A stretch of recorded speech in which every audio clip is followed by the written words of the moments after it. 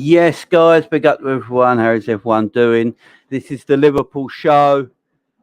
New episode, guys. Hope everyone's doing great. Yeah, I haven't been around for a couple of days since the watch along of the Monday night game, so I've got a lot of things to talk about. But before we start the show, guys, big up to everyone in the chat. Don't forget to hit the subscribe button if you're new around here and like the video as well, guys. Smash that fun button. Helps out the channel massively. Thank you very much. But I hope everyone's well. Hope everyone's doing good. And we're going to get on with the show. But first off, big up John Conway, who has just gifted out 5 Jamie Phillips football memberships, guys. So if you haven't got a membership right now, big up to John Conway, the human legend himself. Grab yourself a membership right now, guys. Go and grab yourself a membership right now if you've not already got one. Big up to John Conway, the human legend, the biggest legend in the game. Big yourself up, my friend. Big yourself up. Big up to Daz in the house, James, Gary, Ryan, Panofskas, Cav in the house as well. Mr. Conway, the legend. Gunben, the legend. Paul, all you legendary. Divan, the Arsenal fan. I'll have him in. I don't mind the banter. He's a good fella. Everyone in the house, hope you're all well. Hope you're doing good. So this is going to be a chat. As I said, I haven't been around. I've kept myself quiet. If everyone wants memberships, John Conway has just gifted out 5 memberships in the chat, guys. Go and grab yourself a membership for absolutely nothing. If you want one right now, guys, John Conway's gifted out 5 memberships in the live chat. Go and pick up a membership for nothing. Big up John Conway. Much respect, much love. So I haven't been around since Monday night. I haven't done a show. Haven't spoke about it. Obviously, I went on for an extra hour after the game because we had to talk about what we just saw, what we just witnessed, the crap, the travesty, and what we just saw. And yeah, it was bad, wasn't it? It was bad. Let's face it. Look, I've gone and looked at what people are saying on Twitter, listening to what Klopp has been saying in press conferences.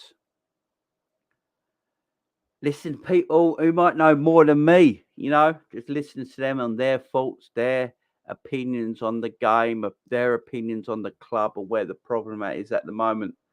Now, to be honest, I don't know where the problem is at the moment. I really don't. This is why I'm going to ask you guys. This is why this is the Liverpool show. You guys get involved. Come tell me what you think. Now, FSG, they're taking a lot of blame at the moment. Jurgen Klopp taking a lot of blame at the moment. Pep Lijnders. See, Pep Lijnders taking a lot of blame at the moment. That's why I put all 3 of them in the title to this show, guys. Who is to blame for what's going on at the moment? Now, Pep Lijnders has taken a bit of slack lately, even though I've come in for him a little bit. His coaching methods, the way we play. He seems to have Jurgen Klopp's ear. Jurgen Klopp seems to listen to him a lot. Obviously, he's got his brand new book out, Intensity, which we're not showing one bit at the moment. It's quite comical. Jurgen Klopp being blamed, his tactics. Is he stale? It's 7 years since he joined Liverpool Football Club. Same sort of time frame that everything went a bit stale at Mainz. Same sort of time frame that everything went a bit stale at Borussia Dortmund. Is it repeating itself? Is it repeating itself? Is it going a little bit stale now at Liverpool Football Club? These are the questions we're going to ask today, guys. These are the questions we're going to ask. And everyone in the chat, what you're all involved as well. You get involved in the questions as well, guys. You get involved in the questions. Come up with some situations yourself, guys. And I'll read them out in the chat. Let me know what you think. I need to know off you guys as well. It is our show. We're all in it together. I don't know where to start. The obvious place to start is FSG, yeah? FSG is obviously the place to start. Now, they're the owners of our football club. I know a lot of people are coming for their throats. And I can understand why now. Look, I can understand why. I've never been this FSG in, FSG out stuff. I've never really been. They're our owners. There's not much we can do about it unless they want to sell up and go. I've always seen there's nothing much we can do about it. But I've been studying some stuff. I've been looking around. I've been reading some stuff up. Now,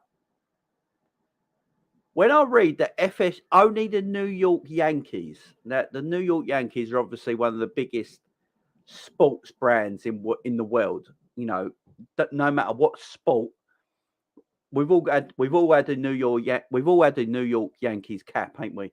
Everyone as a kid or growing up has had a New York Yankees hat, ain't they? Everyone's had something New York.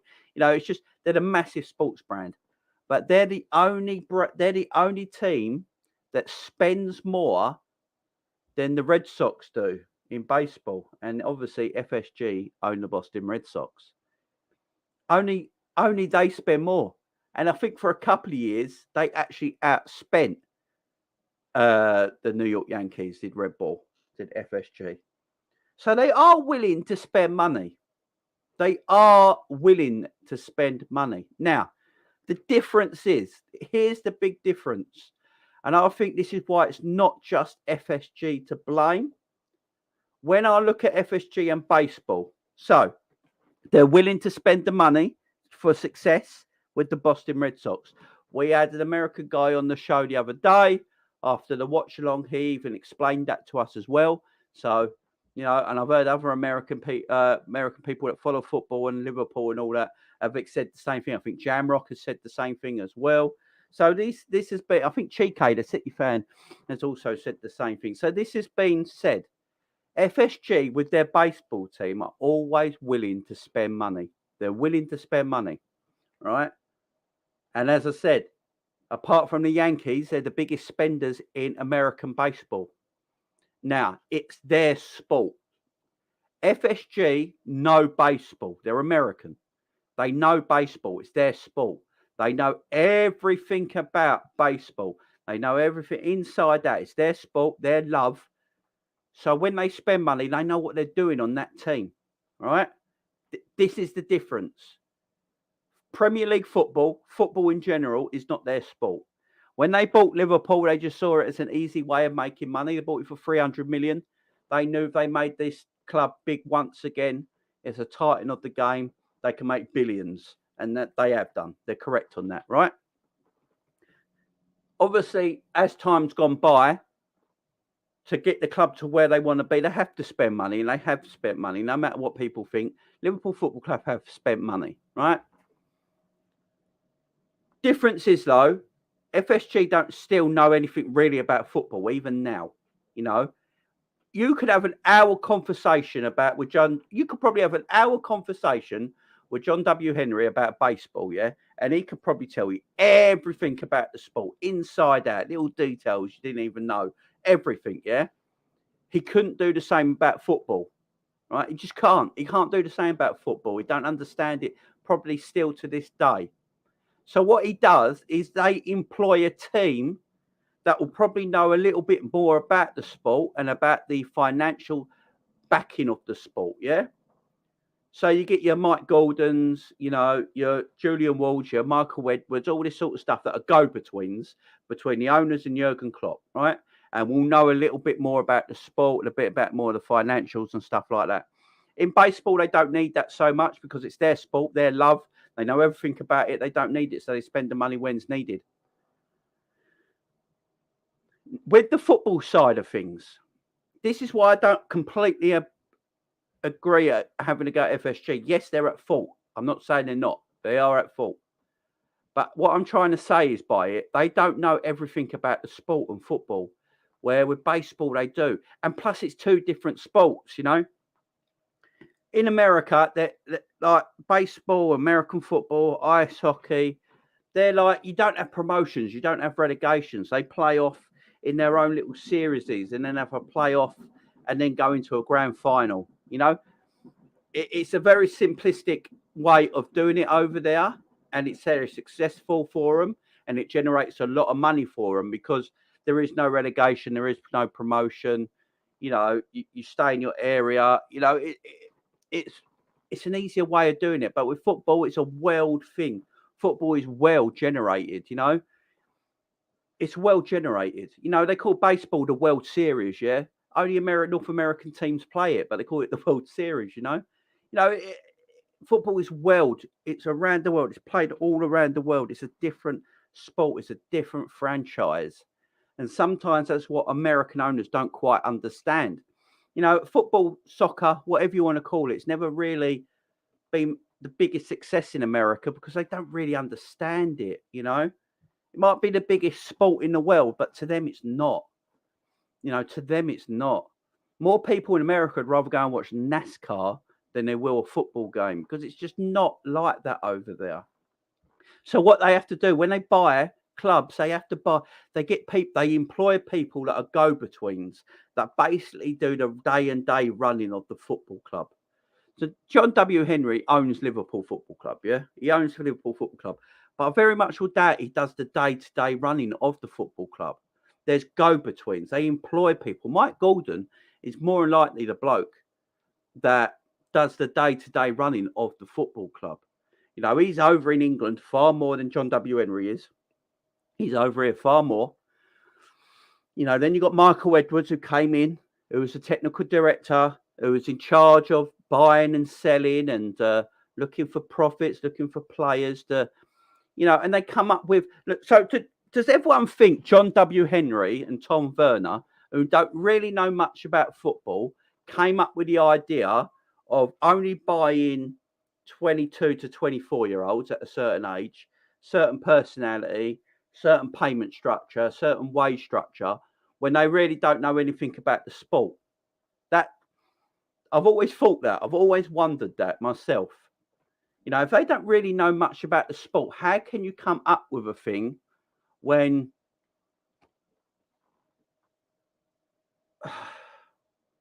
how can you come up with something when you don't know anything about it? So if I took over American football, I don't know anything about American football. I don't know anything about American football. Yeah, I don't know. I don't know the first thing. So I wouldn't come into own an American football team and start putting these demands on how we're going to grow the club and what we're going to do going forward because I know nothing about it. So what I'd have to do is hire people in an area that will know more about that, what's going on in that sport than I do. I'm the financial backer. I sit in the background, but then I employ people that will know more about that sport, more about what around finances and you know stuff like that that they can come up with ideas about. Right? They come up with the ideas, and all that, then bring it to me. We have a meeting and we discuss what's going to happen in the future. That's how it runs. So yes, I blame FSG for not backing Jurgen Klopp this summer, right? But I've also got to blame the people that are the go-betweens between John W. Henry and Tom Werner and Jurgen Klopp, because you can't let the in-betweens get away with it. If everyone knows what I mean, the in-between people have got to take some blame because they're employed by John W. Henry and FSG to be there to do the day-to-day running of the football club, to come up with the ideas, the tactical. Like when FSG first came in, Damien Comoli was our sports technical director, right? He was the one in charge of transfers and stuff like that. And it took FSG a while, but they realised that he's not very good at his job. So then they skirted around looking for the best person that can do that job, and they found Michael Edwards and his team. They brought Michael Edwards in. They let Michael Edwards get his team. They let him have his team. They brought in his team, and then Mike Gordon was the go-between them and John W. Henry. Yeah, they used Mike Gordon's in between because Mike Gordon's more based over here. That's why he's here quite a lot. So you got to put blame on the middle people as well, because they're the people that will come up with the idea and plans. There is no way in hell, and I'm telling everyone right now, there is no way in hell John W. Henry is sitting at home in Boston or New York, wherever he lives these days, and he's going, right, we're only going to be looking at 23-year-old players that have a certain personality and mentality about them that cost this and cost that, and we're going to go with that. and that's going to be best for the club going forward because he doesn't know. He doesn't know the transfer market. John W. Henry has got the first idea about what footballers are around the world and who to buy and the quality of player out there and stuff like that. So there's no way he would come up with that idea. Do you know what I mean? Do you know what I mean? He'd never come up with that idea. That idea's come from people in a group that have had meetings together constantly, with the manager. And this is another thing I'm saying. This is why the manager has to take some blame as well. Because Jurgen Klopp would want a certain type of player. Jurgen Klopp would after a certain type of player. FSG are the money men, and then you got the go-between in the middle of Michael Edwards and his group, or now, it's thinking in his group, name's Julian Ward and his group. They're the go-betweens now. They've come up with the plan. So that's why I just don't go, right, it's FSG's fault straight away. You've got to look at it bit by bit by bit, if all this makes sense. I might be blabbering here, but I'm trying to make sense of it in my brain as I go. So Klopp will want a player. He'll want a certain kind of player. He goes to FSG, I want this type of player. Then the technical side of the room, the middle bit, the middle ground, Julian Ward and his team will then go searching for that type of player. They will come back with profiles. They come back with profiles of players. The team looks down at it and goes through the profile of player. This is why I find it hard to blame who to blame in this whole situation. This is why I'm saying, I've always said it. FSG, if there's money to spend, they will spend it. Now, my problem with it is who's stopping the spending? Because we need midfielders. There's no way, right? If FSG's whole thing this summer, right?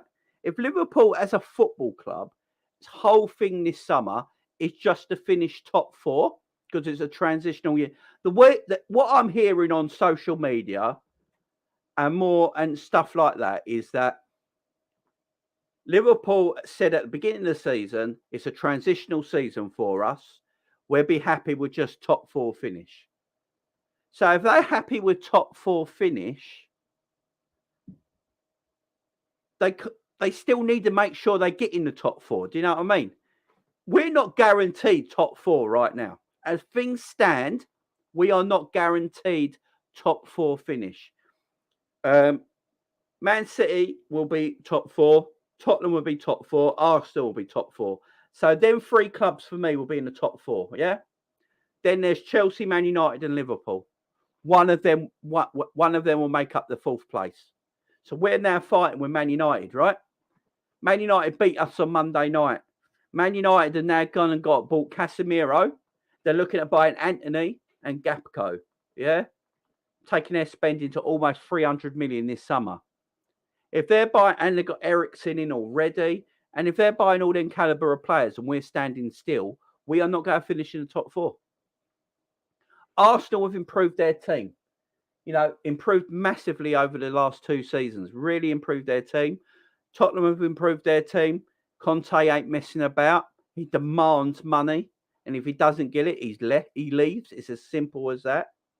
So now he's got his money in. He's building his side for a fight for top 4. Now, Tottenham got top 4 last season, and this season they're better, and they got Antonio Conte for a whole season. So that means they're going to be further along. Liverpool are stuck. They're standing still, and there's no need for it. Money's there to be spent. Money needs to be spent. Now, we are a team that will only buy the right kind of players. We will only buy the right kind of players. Klopp has even still said that. While Klopp was banging on about FSG and banging on about the ownership and banging on about we need money to spend, he still said in that same breath, we still go only for the right kind of player. So who's the right kind of player? Guys, who's the right kind of player for Liverpool Football Club? Because I'm getting confused by it now, and I bet you're all getting confused by it all as well, guys. I bet every single one of you are getting confused by it, because I am. Who's the right kind of player? What's the right time of player? Because as I look at it, we've got a 37-year-old James Milner, a 31-year-old Jordan Henderson, a 30-year-old Thiago, a 28-year-old Fabinho, but plays like he's 40. We've got a young kid in Harvey Elliott that we're putting too much pressure on to perform because everyone else is terrible. You got Curtis Jones that half the fan base are split down the middle with, but and to put too much pressure on when he comes into the perform because everyone else is terrible. So Tielemans, right, there's one, guys. Yuri Tielemans plays for Leicester City. He's played in the Premier League for a few years, yeah. He's a Belgium international. He's a very decent footballer. He's got a value of 25 million. If anyone goes to Leicester and gives Leicester 25 to 30 million right now, for Yuri Tielemans, you probably buy him. What are we waiting for? What are we waiting for? Is everyone...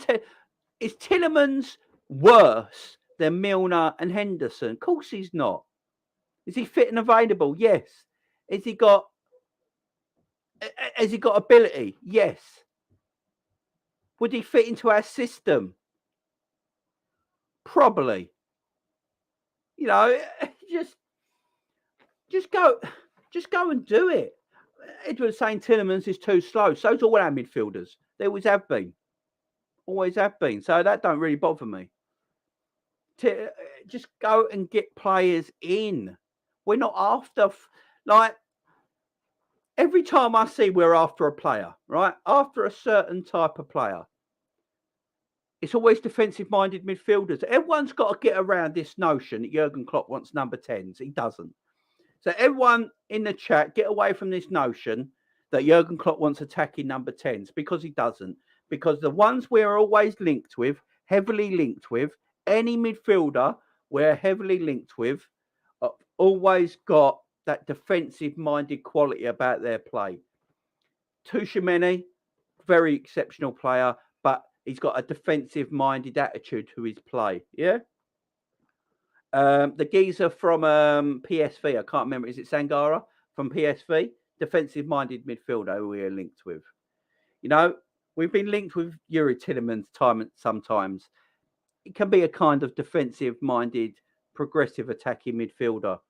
Matheus Nunes, who we're apparently linked to, again, has defensive qualities to his game, but can also do the attacking part of it.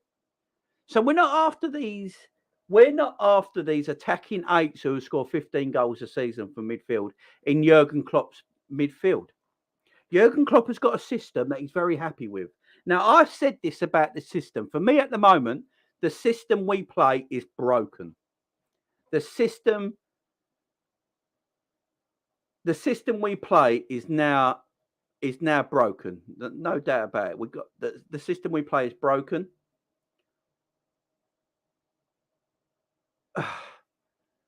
Because the players we've got aren't fit or good enough to play that system right now.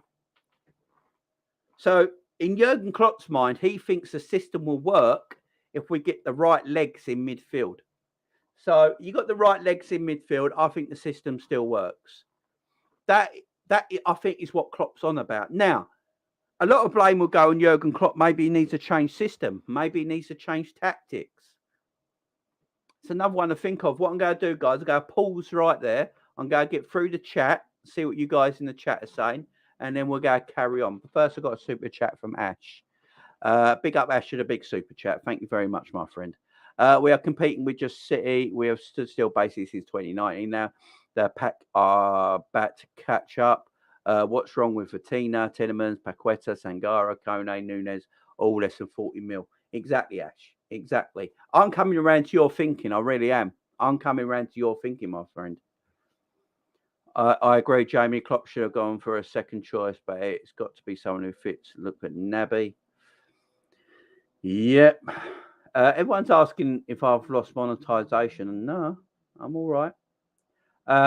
Marvin, did you lose monetization there? No ads. No. I got I didn't get monetized for. So if everyone's gone back and watched my watch along, I've got no monetization on that because of personal problems. Basically this way, I got too carried away in the watch long and I swore too much. And I got too thingy, too angry, too aggressive in my watch long, as you guys know. And YouTube didn't monetize that video. But all my other channels are monetized. All my other channels are monetized. Graham Birch was 30 million. Yeah, exactly. Exactly. Big up, Chris. I'm doing well, mate. I'm doing well. As I said, Lucas Sukic, Grizz says we like him. Yeah, just go and get him in. If we like him, just go and get him. I don't know what we're waiting for. How do we pay 120 million for Bellingham next year? We're not buying Bellingham, guys. Let's just get this Bellingham stuff out there, right? Borussia Dortmund won 145 million for Jude Bellingham.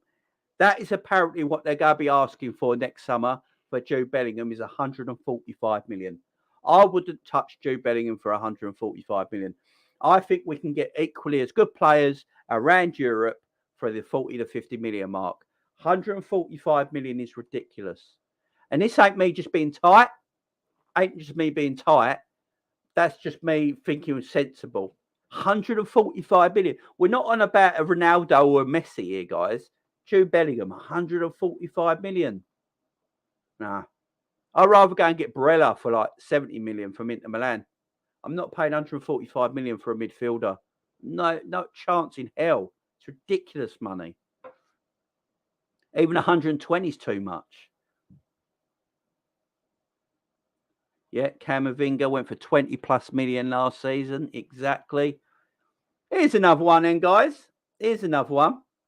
Liverpool have been renowned for their shrewd business, guys, yeah? Liverpool have been renowned for their shrewd business. They're real good business, right? They've got good business sense. And we're always praised by it, by rivals, by the media, stuff like that, right? Is it actually true? Is it actually true? Because look at the good players that are going around Europe for good money. 20, like Camavinga last year went for 20 odd million. Neuhaus, I think 30 million. You got very good midfielders going for like very small amounts of money. Are we a bit?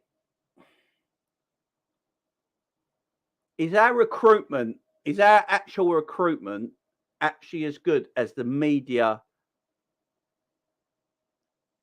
Is our recruitment as good as the actual media make it out to be? And that's we make it out to be Liverpool fans. Look, our recruitment is good. There's no doubt about it. You like your Jotas, your Virgils, your Salahs, your Manes, your Bobby Firminos.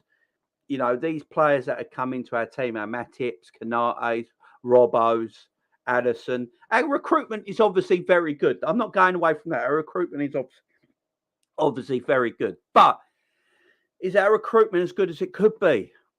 Could our recruitment actually be a little bit better? Do we look too far at the finer detail?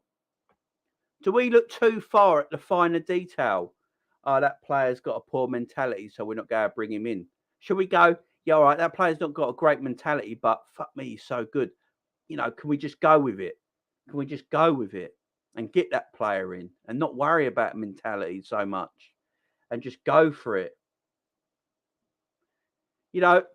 I'm not going to totally diss our recruitment because, as I said, I've just listed off some very good footballers. No one thought that Salah would be world class. No one thought that Mane would be world class. Now, Virgil van Dijk right now looks a bum, but he has been the best centre back in the world, yeah? Robbo was the best left back in world football at the moment. He looks like a bum. Our recruitment is quality, but do we hinder ourselves too much? There you go. That's the word I'm looking for. Do we hinder ourselves too much? I've got to open this curtain a bit. I'm sweating to death. Do we hinder ourselves too much on certain things when we're trying to go for players? Like Basuma, apparently we didn't like his attitude when we had a meet up with him or something like that.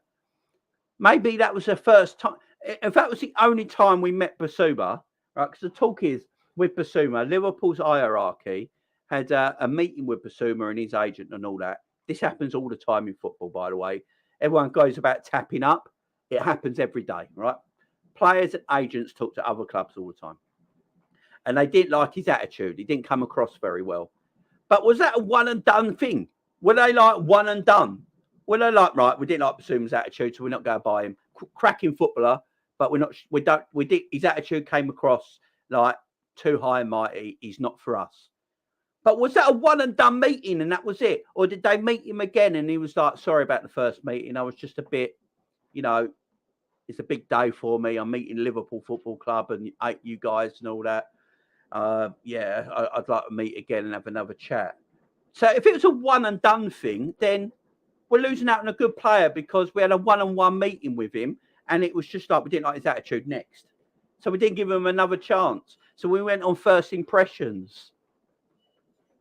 This is what I'm saying. Do we look too much into the final detail in transfers? Because you look around Europe and you look at the business that's being done, yeah? Not even around Europe. Just look at the Premier League. Look at the business that's being done. Now, I know a lot of people, I've said it before in the past. Money, money, money, yeah? Players are not worth what people are buying them for. People are not worth. Anthony Gordon is going to Chelsea for £60 million.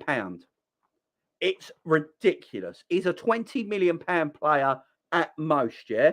But the fact of the matter is, Chelsea don't care because they want that player. Chelsea are looking at it and going, we don't care if he's 60 million. We know we're overpaying for him, but we want him. So we're going to buy him. So Chelsea don't give a shit. They're like, yeah, 60 million is too much for Anthony Gordon. We know that. But at the end of the day, we don't give a shit. We're going to buy him. We're going to buy him. Yeah, we know he's a 20 million player, but he's what we want and we need it now. So we're going to buy him. In the long run, it might look like a great bit of business. Who knows? But Liverpool, do we look at the finer detail just a tad too much? Just a tad too much. Let me know what you guys think in the chat. And by the way, yeah, I've calmed down quite a lot now. I saw a lot of people in the chat saying, Jamie, thank you for you're looking better. You've calmed down. That's why I haven't gone live for 2 days. That's why I've waited 48 hours to do a video, because I'll tell you, I was up till 5 in the morning Monday night after that game. I was up till 5 in the morning, just laying in my bed, looking at the ceiling because I couldn't fall asleep because my heart was going like that constantly all night because I was so pumped. I got so angry. My whole head was, I had a massive headache. My heart was chumping out my chest. Yeah, I couldn't calm down. The 10 coffees didn't help, but I couldn't, I couldn't calm down, man. It took me a while to chill. And last night I was looking online at some things and that, and I was like, I could do a live right now, but I'm still angry. So today I woke up, bit of better mood, chilled out a little bit. It's 2 days later, got over it. And I can do a video and try and express myself to you guys in a much calmer manner. And I'm looking for opinions because there is an issue. Not everything's rosy in the garden. There is issues at the moment.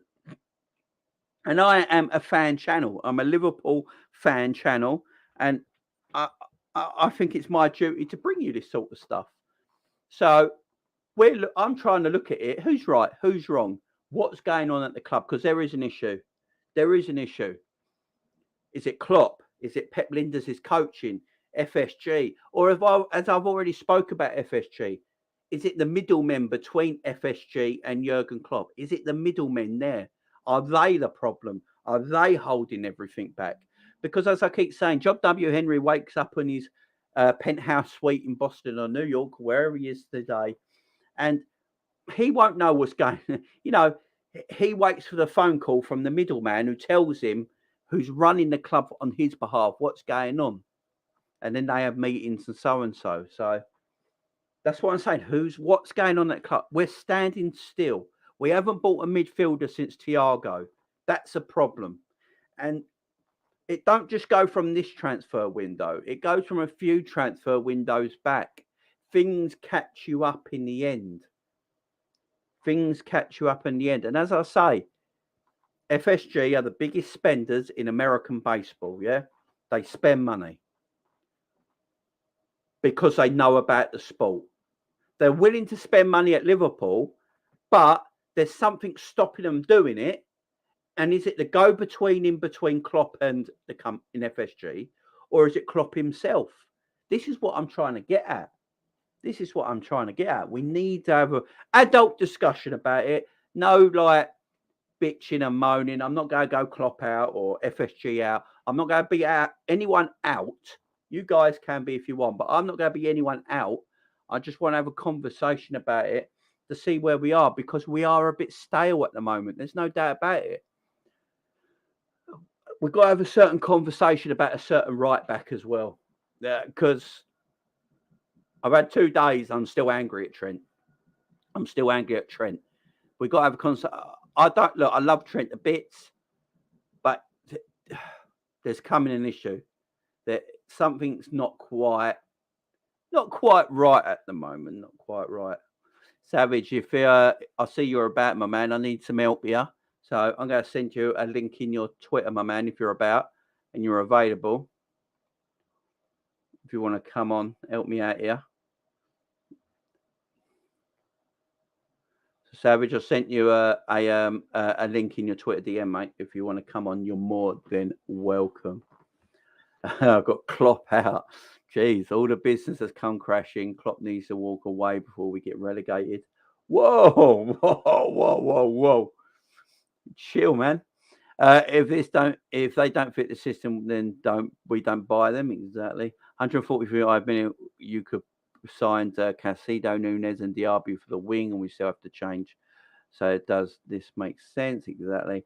I think our transfer model is overrated. Do we even have good scouting apart from Simi and the young unknown players we've seen in the Premier players that perform against us this season? See, these are questions I need, guys. We know, big up. These are questions I need. These are the questions we need to talk about. There's nothing wrong with these. There is nothing wrong in asking the question, guys. This is what I've always said.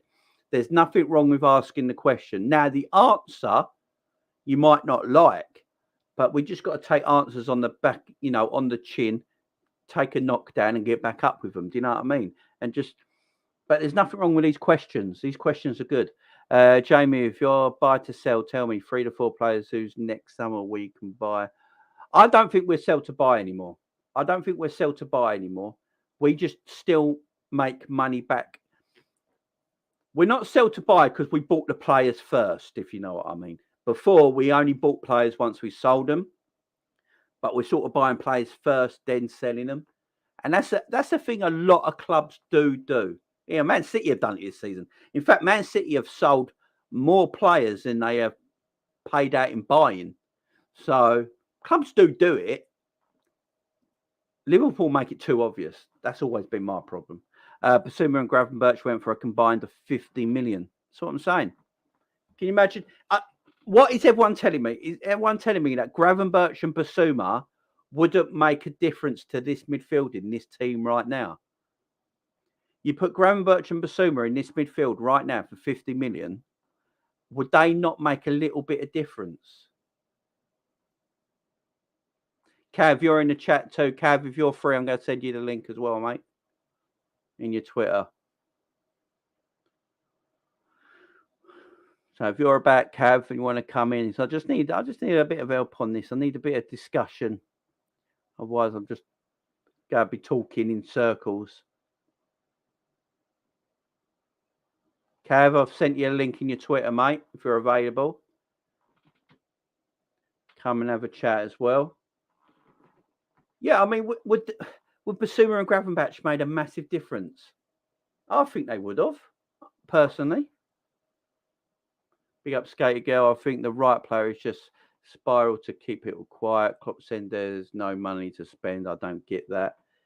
Yeah, this is what I'm saying. Look, we had a massive, obviously, generated a lot of money the last 12 months, and everyone wants to know where that money is. And people have a right to ask. We're Liverpool fans. We spend our money on merchandise. Yeah? We spend our money on merchandise in the club shops, on tickets, on our seat for the season, on Sky Sports and money to watch the games. We spend our money. We have a right to know where's all this money we're generating going to. Let us know. Now, the club have a right also to go, we don't have to tell you F all. We don't have to tell you anything if we don't want to, which is absolutely fine. But at the end of the day, it's confusing. We are linked with Caicedo from Brighton. They brought him for 5 million. If we want these players, why can't we get them for cheap from source instead of paying 30 to 40 mil? Do you know what it is? I think I've always thought this one as well, Vic. I agree with you. And why I always think about it, I thought, do you know what it is? It might be. Well, how can I put it? It might be that Liverpool think their scouting team might look at them and think they're decent, but we're not quite sure if they're ready for Liverpool. Right? Then they go to a team like Brighton. They're still watching them and scouting them at Brighton and going back and going, right, he's doing well at Brighton. Although he's only played 10 games. He's doing well at Brighton. Let's go and buy him now. He looks like he can handle the Premier League. That's the only thing I can think of, Vic, because you're right. You are right. Ash again with a big super chat. Thanks for your super chats, guys. I really do appreciate it. Massive super chat by Ashes again. Ash, you're the coming an OG on the channel, my man. Conversations need to be had about tactics. Ali said today, teams knows exactly how to play us. We are swamping the same. We are spanning the same tactics every game. No variation. I know every pass before it's made, apart from Thiago. Very true, Ash. Very true. Klopp out with Jamie. We need to get Klopp out of the club now. Wow, Klopp out. Look, I appreciate your super chat. I really do. I can't agree, but you're welcome to have your opinions in the live chat, my friend.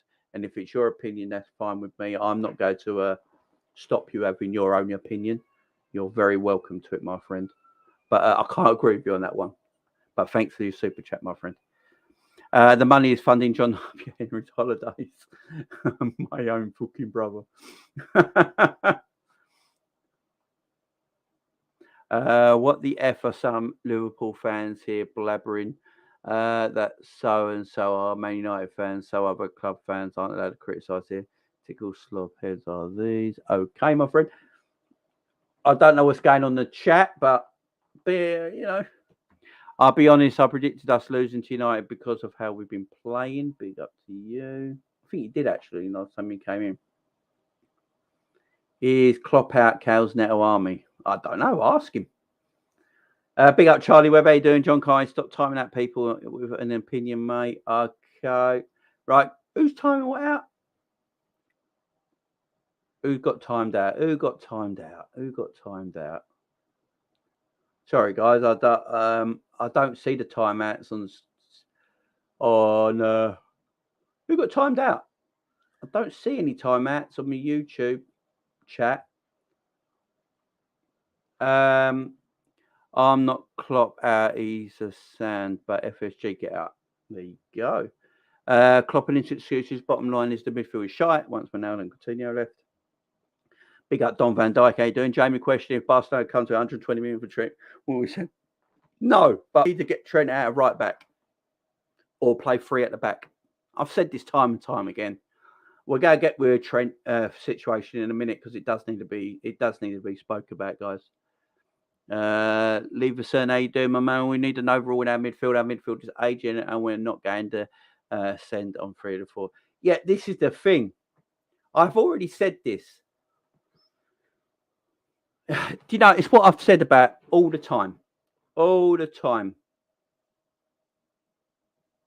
All the time. This is what I've said. I don't know how to put it. I don't know how to put it. Let me. Right. So the midfield situation. I said it already. We buy one midfielder in this summer, yeah? Just get one midfielder in this summer. Then we buy one in January after the World Cup.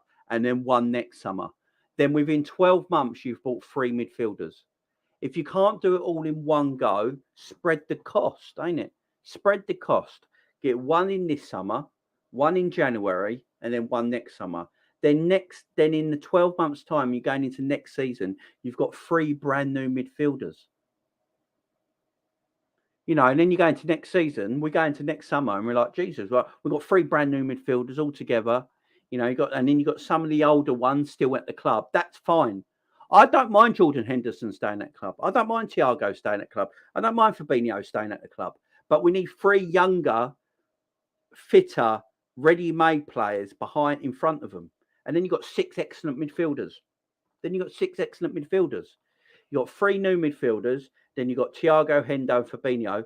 And that's 3 very good midfielders. And then you got your youngsters in Curtis Jones and Harvey Elliott that are coming through. So then you're mixing it up. You've got 6 established midfielders and 2 youngsters. And then everyone doesn't have to play the same amount of games consistently. Because if Thiago can only play, say Thiago can only play 25 games a season, right? Say Thiago can only play 25 games a season. That's fine if everyone else is playing 38 games. Do you know what I mean? I think the same with you in the chat, guys. You guys might be the same as me in the chat. If we know Thiago's going to get his injury, Thiago is going to get his injury, but he's going to play around 25 games. He played 26 last season and 25 the time before. So 25 is his average, yeah? If we say, right, we know Thiago's going to play 25 games next season in the Premier League, right? 25 Premier League games. But because we've got so-and-so and so-and-so and so-and-so in midfield now, it's not so much of a worry. And we can take being without Thiago now for a few games because we've got so-and-so and so-and-so and so-and-so in midfield. Say we had a Gravenberch and a Basuma in midfield, yeah? We had a Gravenberch and Basuma in midfield right now, playing alongside Fabinho, yeah? The Thiago miss won't be so bad. Once Thiago comes back in that team, plays his 25 games, we still got a Gravenberch, you know, a Basuma, a Fabinho, a Henderson, a Curtis Jones, and a Harvey Elliott. Life looks a little bit more rosy. You're not so worried. But when Thiago gets injured, and then Ox gets injured, then Naby Keita gets injured. That's 3 gone. Then what have you got left? Fabinho, Hendo, Milner. As we saw on Monday night, they're not mobile enough now. They're aging, and it's no fault to their own that they're getting older. It's natural. Everyone gets older. I'm 41 now. You know, when I was in my 20s, I used to be able to go to the pub every weekend, all-nighters, drinking, you know, having a blinding time, go to bed, have 4 hours sleep, get up again, go back out, put my best clothes on, get on the drink again, go back, 4 hours sleep, go Monday, go to work. Yeah. No problem whatsoever, right? As soon as you get a bit older and you hit 40 years of age, you go out for a weekend now, drink. You're in bed for a week. It's just, it is what it is, you know. Players are aging. It's not their fault. They can't do what they used to be able to do. So we need legs in that team. So if Thiago was out for 25 games, we all knew, right, Thiago's going to give us 25 Premier League games every season. But we've got so-and-so and so-and-so and so-and-so in midfield. I would be happy with that and it'd be fine with it. But we know Thiago gets injured and he plays 25 games a season. But then Ox only plays 12 games a season. Keita only plays 12 games a season. Now, Hendo's getting older and can't do it every week anymore. Same with Fabinho. Same with Milner. So we have what we have, this dead midfield at the moment. And that is the issue. It's bringing Savage. And my friend? Big up, bro. I'm not who you think I am, man. I'm Savage's twin brother. This is Hugo Alsavage. I know who you're thinking. You're thinking about my brother. My brother supports Liverpool, and obviously I support Wrexham. But I thought I'd come and jump in from. So any Man U fans out there want to try and cook me, it's my brother. But I'll speak. I've been watching your channel for a long time. Me and my brother watch it, so I'm aware of everything, bro. But how are you doing, man? I'm good, El Savage. Big up to you. Come on, bro. It's what makes the channel we have a debate. Yeah, exactly, Charlie. Exactly. Klopp got timed out. Yeah, don't time anyone out, guys. Everyone's entitled to their opinion. As long as they're not They're not being abusive. They're not swearing. They're not using racial language or anything like that. And they're not being offensive to anyone else in the chat. Just leave them of their opinions. If their opinion is, I will time them out. But otherwise, Klopp out is free to have his free. It's a free speech, you know. He can have his entitlement and say if he doesn't want Klopp in the club, that's up to him. I'm not going to ban him for it. But if he starts being racial language, offensive, aggressive, or anything like that, then that's a different matter. But let's get to Trent should start in midfield against Bournemouth and play Simicaz right back. We have nothing to lose. Might as well give it a shot. If only Ramsey was fit. Yeah, I mean, yeah. Mate, I'd rather start Gomez at right back and start Trent on the bench, man. But then we don't have enough centre backs, do we? No. 12 million invested by FSG. Enough is enough time for a change. All right, Owen Hart. Enough is enough. It's time for a change. Jamie Paqueta could go to West Ham for 34 million while we are in self-denial as a club. Yeah, it's a good play, you know. He's a good player. I said this. I said this earlier. You know, I like our transfer, the players we buy. Our transfer recruitment is good, but I said it earlier. I don't know if you heard earlier. I was saying it earlier about do we look maybe too in depth at recruitment? You know, it's certain things like the Basuma thing. Apparently, we had a meeting with Basuma. It was a one-time meeting. They didn't like his attitude. And was that a one and done? Are we first? You know, first appearances really matter? Do we like give them a second chance, or was that it? And then we decide not to buy the player. I think that meeting with Basuma's lies. Yeah, I mean, it's a weird one. I think okay, I'm not going to say the word. Didn't get redeemed. His intellectual assault case was ongoing at that time. There's no way Liverpool would have met with him. No, there's just no way.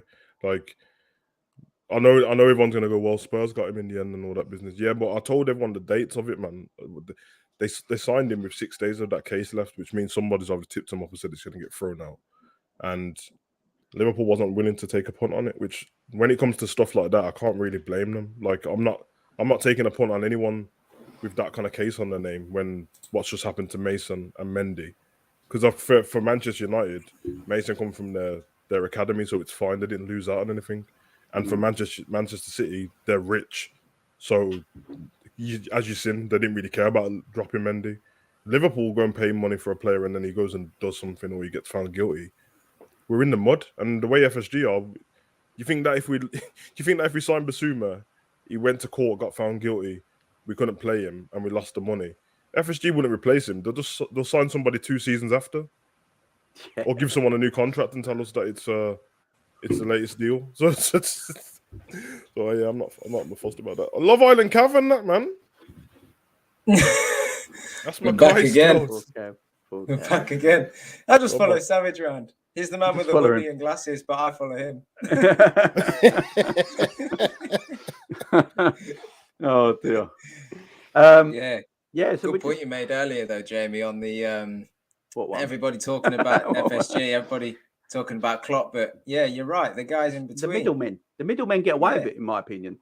I've said that for a while now. As I keep saying, John W. Henry owns Liverpool Football Club. He's the money man. He's the backer. But as I keep saying, with baseball, that's his sport.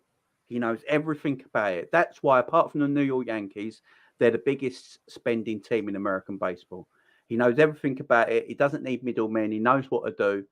With football, although it's the biggest sport in the world, it's not to Americans. And he doesn't know a lot about it. When he came to the club, he had Damien Comolli in charge. It took him a while. Then he realised Comolli's terrible at his job. Then he got the people in that are right for the job. He got Klopp in as manager. And then he got Michael Edwards in as the technical sports director. And then got Mike Gordon in. And then he let Michael Edwards get his team in. Now, Michael Edwards is the one who employed Julian Ward. You know, it got his team in. And then they do all the contracts and the player sells, the player buys. And I think the middlemen get away with a lot of the blame. Because we all go FSG out, or some people are now saying Klopp out. But the middlemen that for me are really in charge of the football club are the ones, in my opinion, get away with a lot of I don't know how you guys feel, but a lot of the talk. Yeah, not so much. Yeah, you're probably right. When you say get away, as in like their names don't get brought up. Their names don't get called up. Yeah. As FSG and Klopp. But I think at the minute, like the current situation with like the squad and like results and stuff is kind of an accumulation of them all, to be honest. Like when you have so many players that are that injury prone, then you do have to question the recruitment. And if you have a team that's capable of winning all 3 games we've played this season and don't, then you have to question the coaching team, and Klopp's included in that. And then you look at the fact that we're tight on our spending, and so then you question FSG, is the money available? So yeah, everybody's accountable in some respects. I mean, it's funny because we started this summer ranting and raving about Julian Ward when he got that Salah deal over the line and we signed Núñez and Carvalho got done. It was like it was the best thing in the world. And now here we are falling short in midfield and we're raising questions about him. So I think the truth is something between being successful in getting some deals done and failing in not getting others done, to be honest. I don't know how Savage feels. Yeah, the Julian Ward one is a bit mad, isn't it? Because obviously him and Michael were working together at the same time. Even with the last few deals. So technically he's not really been able to do anything on his own yet. So I can't really judge him until probably the next transfer window, because what it's looking like is that it's looking like whatever budget was there.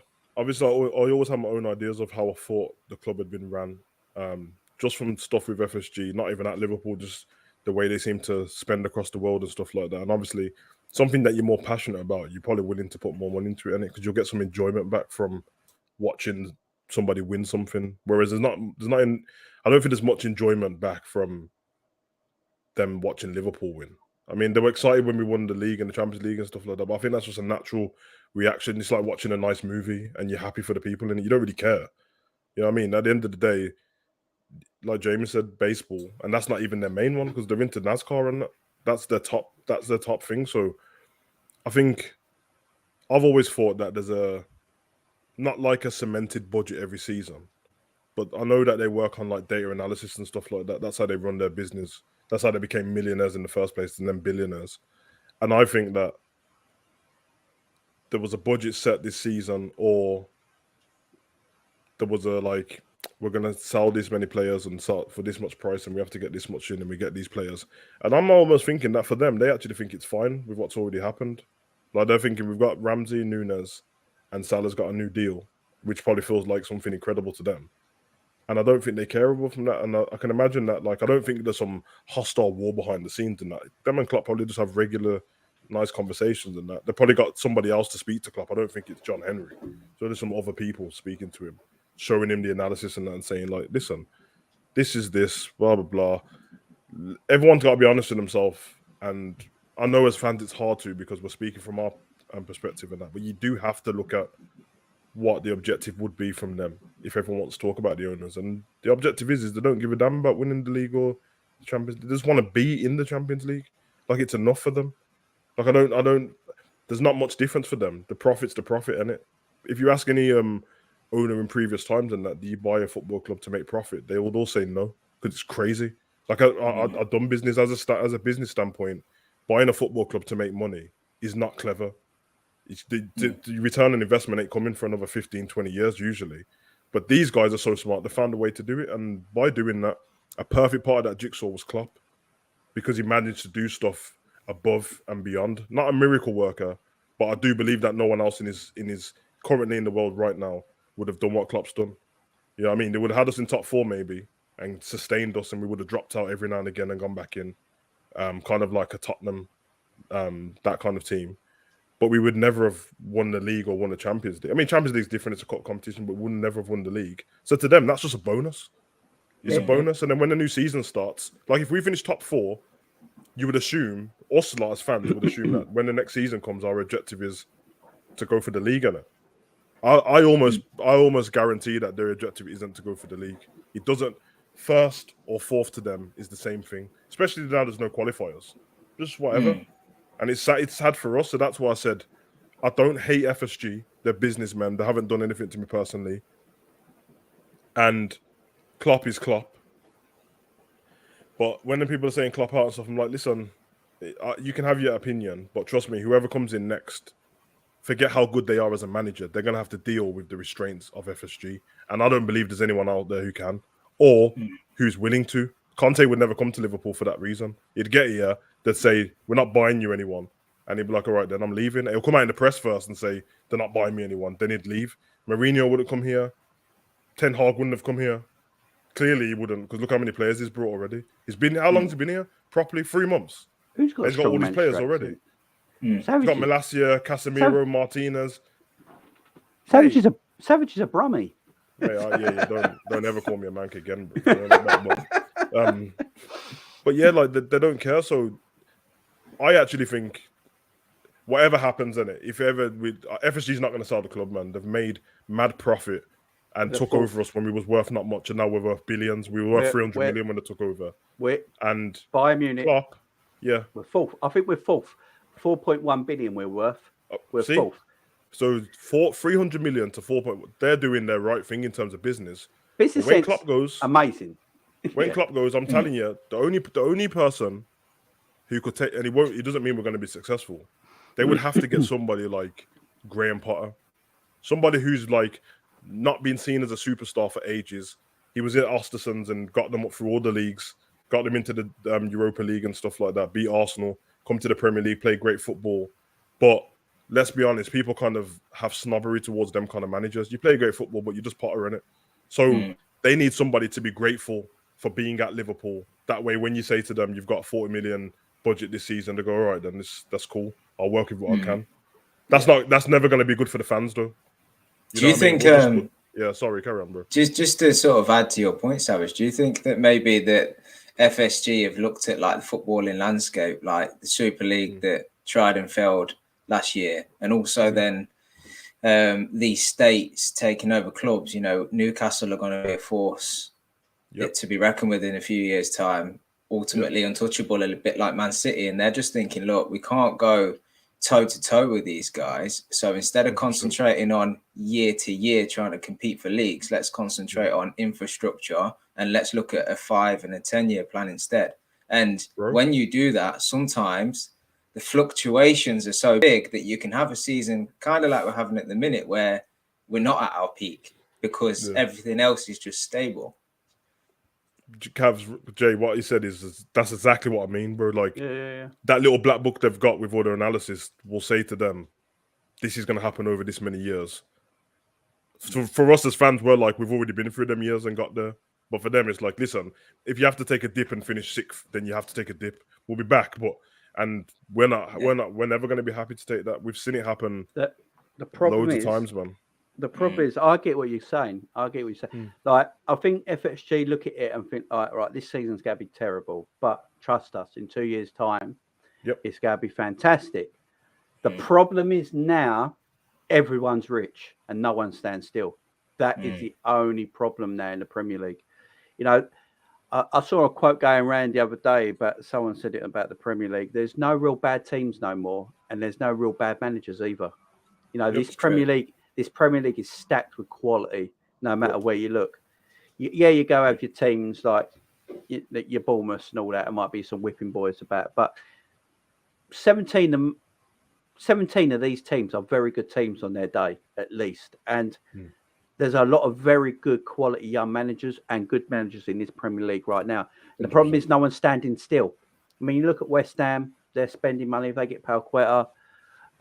Newcastle look like they just bought Alexander Isak from Real Sociedad as well. They got that forward. Everyone's been asking them to get. Like 60 million as well. And you look how good they were against City. And did the buy thingy as well? They were talking about João Pedro 2 days ago. Yeah, apparently Eddie Howe said that's a no deal, but this Isak one looks like it's definitely going through. David Ornstein just tweeted it, didn't he? So it looks like that's going through. So no one's standing still. Liverpool can't afford to stand still. Liverpool can't afford to have a bad year. This is the problem. A few years ago, you could probably get away with it because there was only 3 teams. You could probably get away with it, come back. I don't know if you can afford to have a transitional year anymore. I really don't. I agree with you, Jay, but you almost like you've 100% proved my point now. I think you're 100% right. But what's the issue with what that statement is we're fans, innit? Yeah. We think we can't afford to have that. They know they can afford to have it. They've already saw it. They've got that in their book ahead.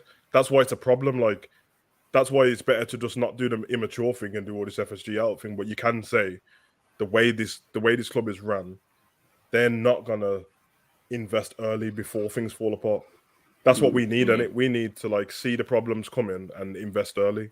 So even if I know they don't love football and that, but even as a reward for the season we had last season, you're like, come on, man, look what we've done. We've run our players into the ground. Let's do this. But the reason why I said I was calm about it is because I saw us win the league and not make investments, and win the Champions League and not make investments. And it's like the business and the football club of Liverpool they're the same under FSG, but when it comes to like with the fans, it's two different things, bro.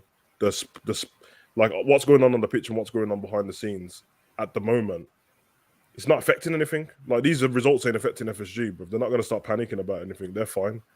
Us fans will, because we can see it coming. And you listen, you could almost see that. Like I don't know what it is with them and Klopp behind the scenes and that. And like I said, I don't think they fell out or anything like that. I think it's quite normal.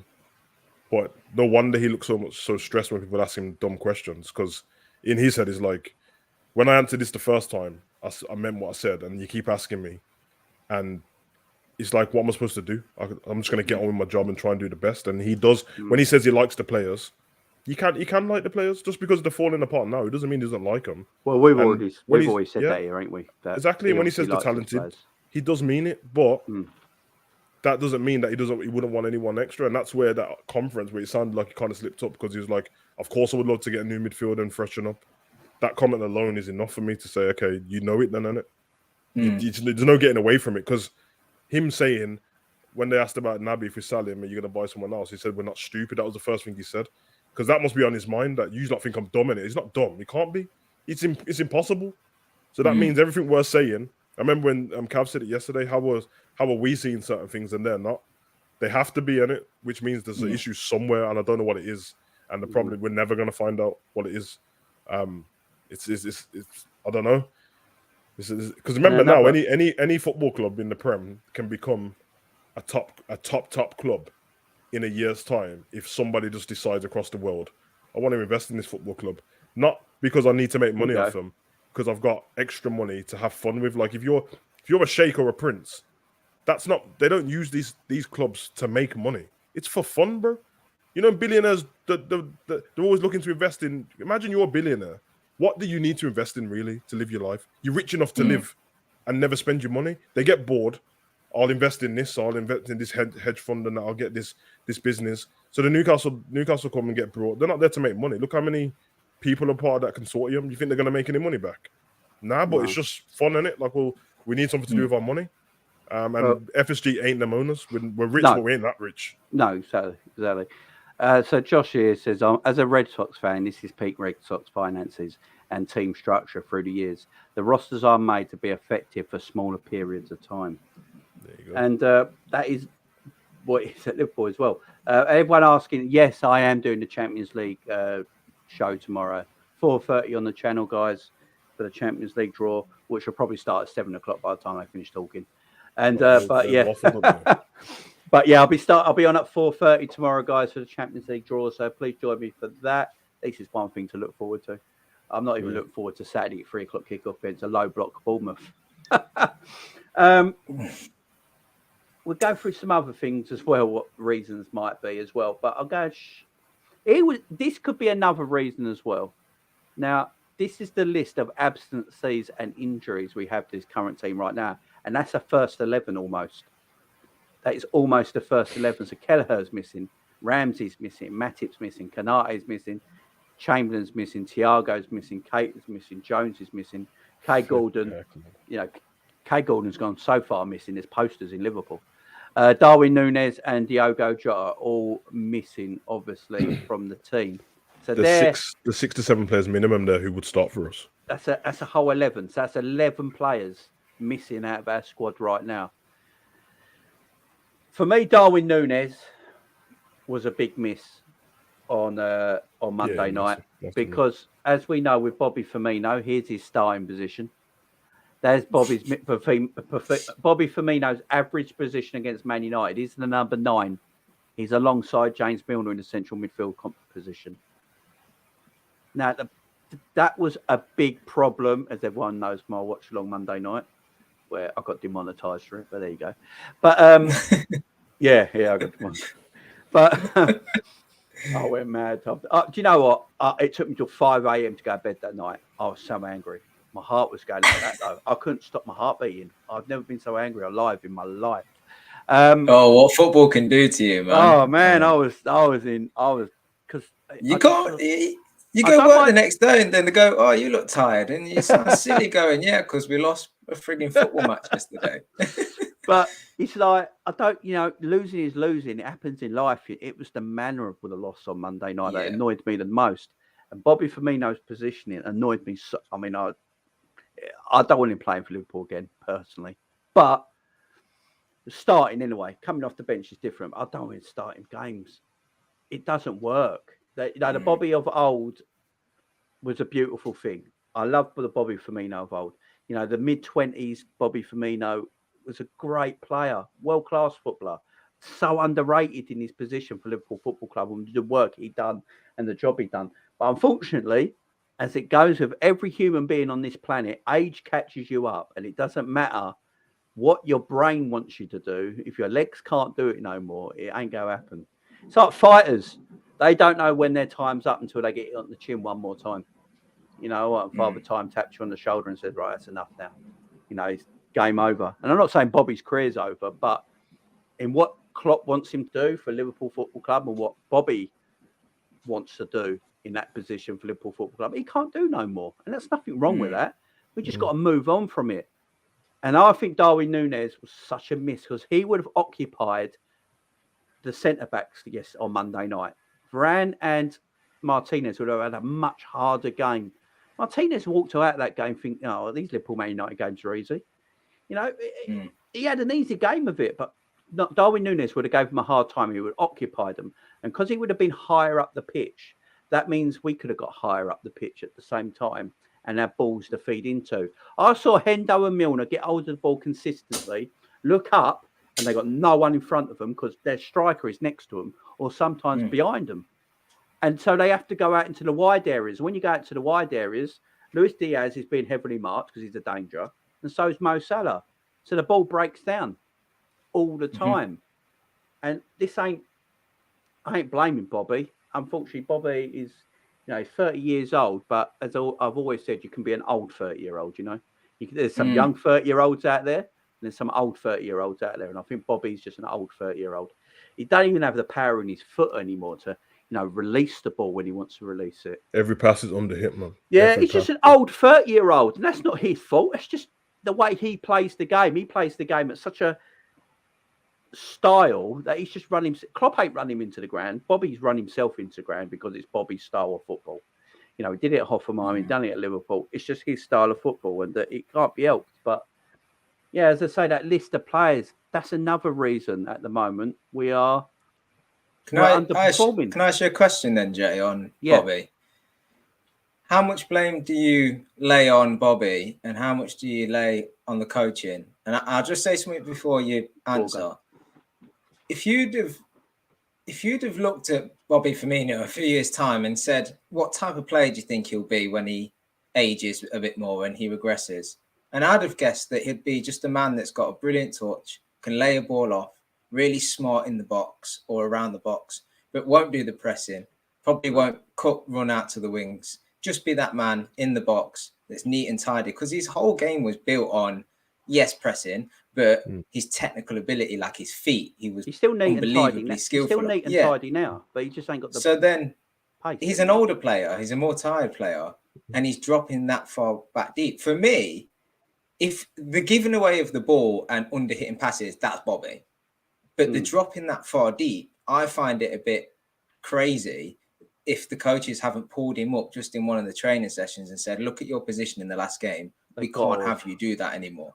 You know, kind of mad at it, because I mean, if this ain't shown to him and go, Bobby, look, you're next to James Milner on the halfway line. If you had Bobby just advanced in between of Mo and Diaz there, 11 and 23, right, just where like my arrow is there. If you have Bobby there, that changes the whole dynamic of the midfield. You know, they can move up a little bit more. The defence, even Virgil's quite deep here for number 4 for his position.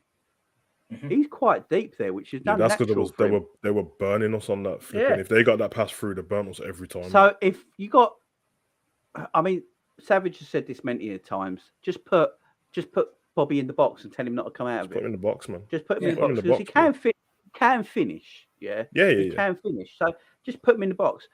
I said it on Monday. Bobby Firmino was our best midfielder because he was playing midfield. I wouldn't have had no problem if he was our midfielder on Monday because he was doing a midfield job, but he was our forward. He was our actual number 9 for the game. If I'm honest, I don't want him to. I don't know where Bobby plays for this Liverpool team. You know the problem is, I'll be fair to both in it, the coaching and Bobby. Without all them injuries, he wouldn't even be on the pitch, bro. And when he would come on the pitch, he would be later on in the game when we need to keep the ball and stuff and play little passes. This has exposed him because. Nunes red card, all of that. Listen, I'm never going to harp on about it anymore, man. He made the mistakes, life on it. But Jota will be playing on it. Jota comes for the ball, but he doesn't come that deep. This and in the transition, in the transition, Jota can leave that hole and still make it back into the box. Yeah. There was a part where I think I definitely seen it on the watch along because when Jamie was doing the watch along, you remember this, Jay? There was 2 parts in it. There was one when we were trying to press. But his press is not effective anymore, isn't it? To be fair, the team's pressing isn't as effective, but it's even worse for him because he was known as that guy. Yeah. And do you remember the part where he dropped so deep into midfield? I remember Jamie going, why is Milner the one who's up front? Because Milner just said, fuck it, I'll press everyone then. Yeah. Bobby dropped all the way back for no reason, and Milner started pressing. And then I was just looking at it, and I was like, flipping hell, man. And then there was one when played the 1-2 with Trent, but the build-up was slow in it. There was loads of time for him to get in the box. When the whole play finished and I saw Bobby's position, he was by the halfway line. And I was like, when everyone says that our tactics are flat and they're not working anymore, that's fine. I almost agree with everyone. Problem is we're only 3 games in and we ain't even able to see if there's going to be a change now because we've lost a striker who we're going to play with a number 9 now. And it's like we're moved on to that now. We've moved on to play our 4-3-3 with a number 9. There's a big difference playing with a number 9 than playing with a false 9. It's completely different. But we've got to see it for a game and a half. And half of the game against Fulham, but it worked straight away. And against Palace, he missed chances, but he was working. Like, the tactic didn't work because Nunes was missing, not because of anything else. So, and then he gets sent off in it, and then we don't get to see him in the Manchester United game. And it's almost like, it feels like now, if Nunes can't play, forget Jota for a moment. Nunes doesn't play, automatically it goes back to a false 9. And I don't even think it's been told. I feel like Bobby's so used to playing that position, it's kind of just normal for him. He's kind of instinctive. You got built into him for 6+ years. So now he's just stopped doing that. But if Darwin was on the bench, say, and Bobby started and swapped over, automatically we've got a number 9 and we're playing with a number 9 now. There's no false 9. But that's not how tactics work, bro. Like if you take off, I'll say Man City because they're the best team in the league, and you take off a Man City player from the middle, they swap. It's the same play. It's the same thing. You won't see Man City do it anymore unless they lose Haaland and they don't have anyone else to play there. But it doesn't change. No one else's team does. If you take off Martial from Man U and swap him with somebody else playing up front, they're still playing with a number 9. They're still playing. The person doesn't automatically go into false 9, but it's like default for Bobby. It's not his fault as such, but he's still a grown man and you just have to get used to it. Yeah. But I actually think that, like I said, I think the injuries have done him bad. It looks like the coaching have messed up. But if most of the players were there, he wouldn't even be put under this pressure. And then he'll be played in cup games and stuff like that, which I actually agreed is fine for Bobby. Like we need some experience in them cup games right now. League Cup and FA Cup, at least for the first couple of rounds up to the semi-finals and all that business. Probably should be Hendo, Milner, Bobby, and then you build around them and you put some youth in there as well. You know what I mean? That's how it should be. You drop Carvalho and Elliott in there. You play Kelleher in goal. You play Gomez and Konate. You play Ramsey and Shimikas. You think on what I'm saying? It builds a whole team, and we've got experience through the spine of the team, and then youth around it. But these injuries are shambles, and obviously, listen, no one can account for all them injuries, but obviously some of them are reoccurring things, so you can account for them because you've seen it happen so many different times, especially for Ox, Naby, and Thiago. They definitely can be accounted for. Let's not pretend like it's a new thing, because they will get apart from at Naby, the other two were getting injured before they got to Liverpool. Ox has been getting injured his whole career. Like he's actually had if we didn't give him the league title, he's actually had like a sad career, you know. Like it's not. That's why I can't even make jokes about it anymore. It's not even funny. He's trying, isn't it? Yeah, he's one of them players like Kieran Dyer. Do you remember Kieran Dyer? Kieran Dyer was a quality footballer, but he's known for his injuries only and retired really early in his career. I mean, look at that Man U game, man, and it just forget Nunez, bro. It screams for Jota that game does. I was looking at that Manchester United back four, and I'm like, these lot shit, bro. Yeah, we didn't press them at all. Jota will. We rattled them when we scored, and all of a sudden, Old Trafford goes quiet, and for 12 minutes they couldn't do anything. And I'm just like, why was this not happening earlier in the game?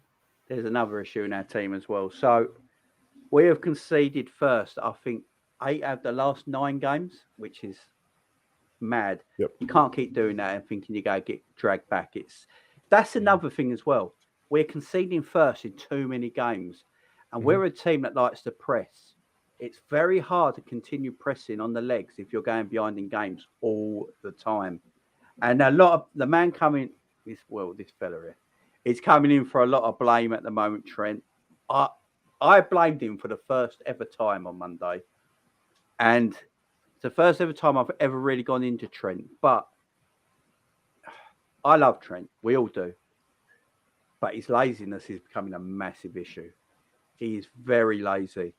And what I don't like, I was watching ESPN FC earlier and Steve Nicol was talking about it. And you know, a lot of people don't like Steve Nicol's punditry. I can understand it. He's an older guy. He's from a different generation. But he was a right back. And he was arguably Liverpool's greatest ever right back, Steve Nicol. Tremendous footballer. Tremendous footballer. And he was talking about Trent today.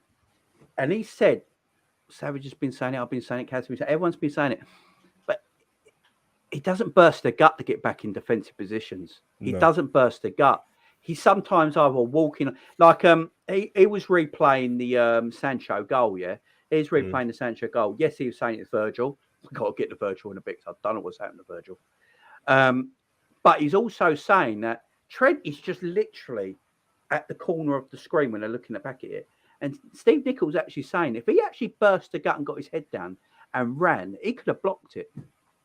That's Cav, man. I played it on the channel yesterday. He could have actually got, and I didn't notice it because when you're doing the watch-alongs live and all that, you can't go back and see anything, can you? So you're just reacting to something you see.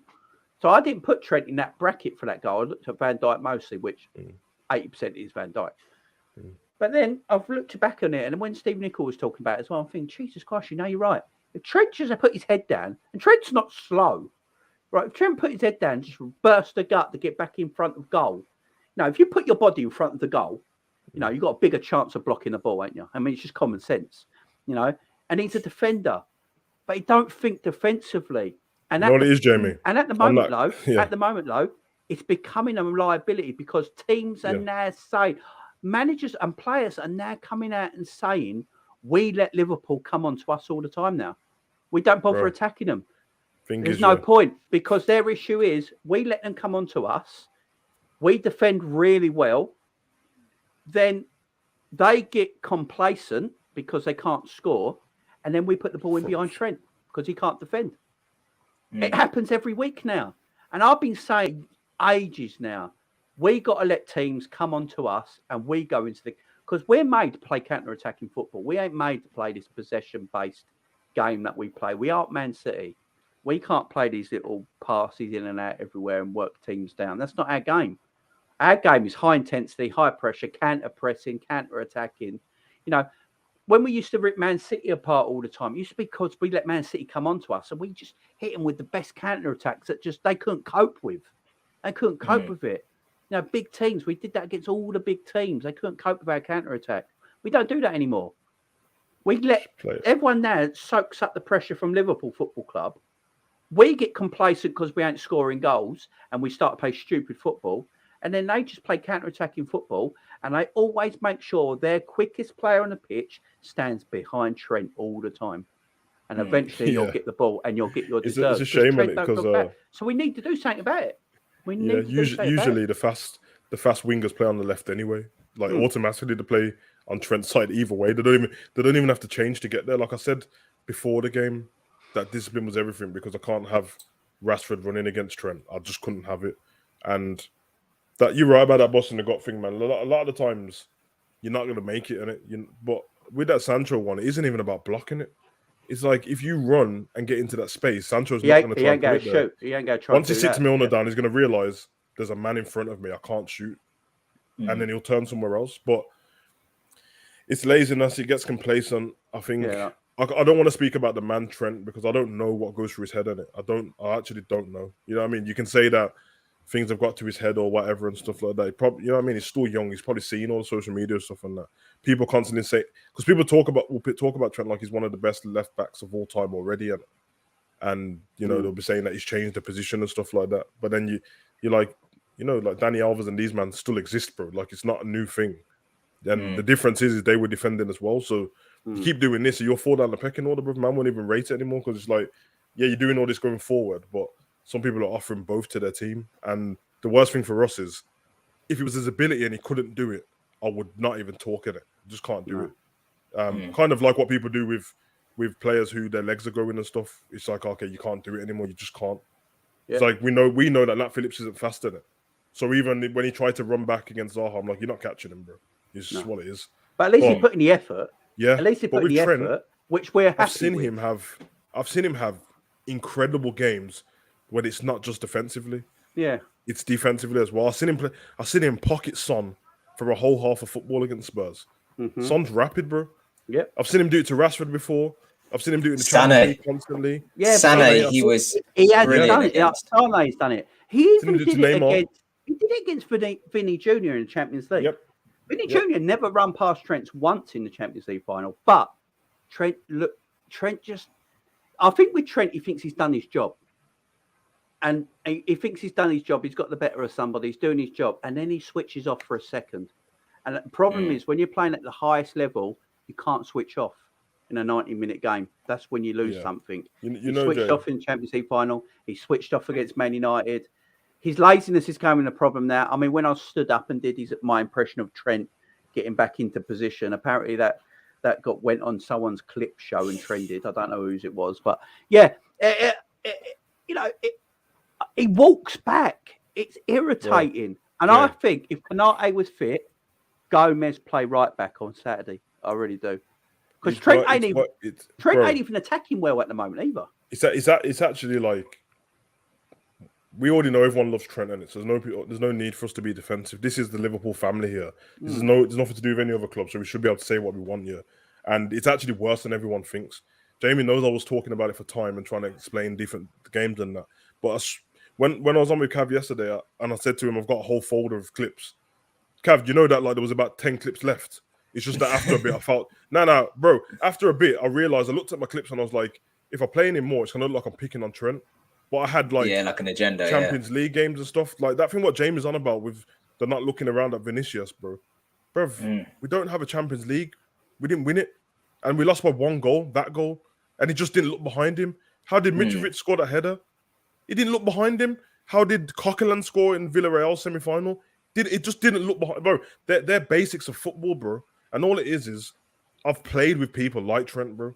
It's not a new thing. Like footballers are like this. People who used to play in my Saturday league, people who played in the academy with me, they know they're so good that they refuse to do certain things. Sometimes it manifests in different places. Sometimes it's in training. They don't train properly. I think I heard Defoe say that Gareth Bale was shit at training, but he's so good on the pitch that he just allowed it. But what happens is he knows he's so good, and he knows that Matip and Virgil are so good, and he knows that Alisson's great. So that's his mindset is like, you've got past me now. See if you can get past Virgil and Matip, and then see if instead of you've got past me now, see if you can get past them. But while you're trying to get past them, I'm gonna run on the line, because the clip after that I didn't show, which they didn't score from, it could have ended up even worse, bro. Because it would have. Yeah. Do you remember? Does everyone remember when Rashford turned him and Elliot? He went straight And through Gomez. the middle of them, and Gomez, Yeah. and then he just shot over the bar. Yeah. I bet just somebody go on the Sky Sports clip, go watch it back, and when he goes past Trent, just see where when Rashford has the shot, where Trent is still. He's in the same position, Yeah, which it doesn't means he move. jogged 2 yards forward Yeah. and said, "Oh fuck it, Gomez is there," and it's not good enough, bro. And Jay, I brought the example up, and this is not because the guy's better than him, but we have seen countless times of bicycle kicks off the line from Carl Walker. The reason why is because he gets done and he sprints back straight in onto the line. Yeah. Someone's come to cover him because he's been done. What do I do now? He's helped me out and stopped me from looking stupid. Let me run on the line, bicycle kick, save it. He did it against us in the cup. He did it. It's constant, and that's what you have to think of as a defender. But obviously, I know the modern day defenders, most of them, especially Trent, it's like think forward first. And obviously, that is part of the fact of how he's been coached and how our style is, because he didn't come from the academy thinking like that. You know what I mean? He covered Klein for a few games. Klein stayed injured, and we changed the way we play because we had Robbo on the other side. But we might have to change the way we play again. And if it means that we have to deal with 7 less shit crosses a game, I'm happy to deal with 7 less shit crosses a game. It's a waste of time anyway. We don't need that. That's a key thing, though. Just thinking about Trent and his mindset. This Liverpool team, Klopp in particular, and other main coaches, they have one plan A, and that's it. Yeah, because if you change from plan A, you can't be as successful as when plan A does work, if that makes sense, right? Yeah. So Liverpool, to be successful, they need people that are fit, which is ironic, people that work hard, right? And energy and high pressing and all of this, because that's the style. The trouble is, when you have so many injuries, the style doesn't work. But then Klopp and his team don't want to change from that tactic, because 100%. If they change, they have to change back. And that can be another detriment. So for somebody like Trent, whose mindset, and everybody in the chat is right, he always thinks about attacking first, because when these players come back and they're fit and we start getting results and we're back on top again, that will work for Trent, because yes, he'll get caught up 1 or 2 times, but we'll be scoring 3 or 4 and stuff, and we'll be winning games. So all Trent knows subconsciously is, I play this way and it's been successful. So it's hard for him now to switch. But you can't rest on your laurels, can you? Yeah, and it's hard for him to switch to, okay, we're not in the best position right now. What we're currently doing isn't working because of A, B, and C. Let me just change what I'm doing. And I think that's partly him, and I think that's partly the coaching team. And this is, I think, the upsetting thing about the past few results is, clearly we've got injuries. Clearly the high line won't work if you've got that many injuries and that personnel in the midfield. So why not change something, for now? Because if it carries on for another, well, we've got Bournemouth, we should win, but Newcastle's looking tricky.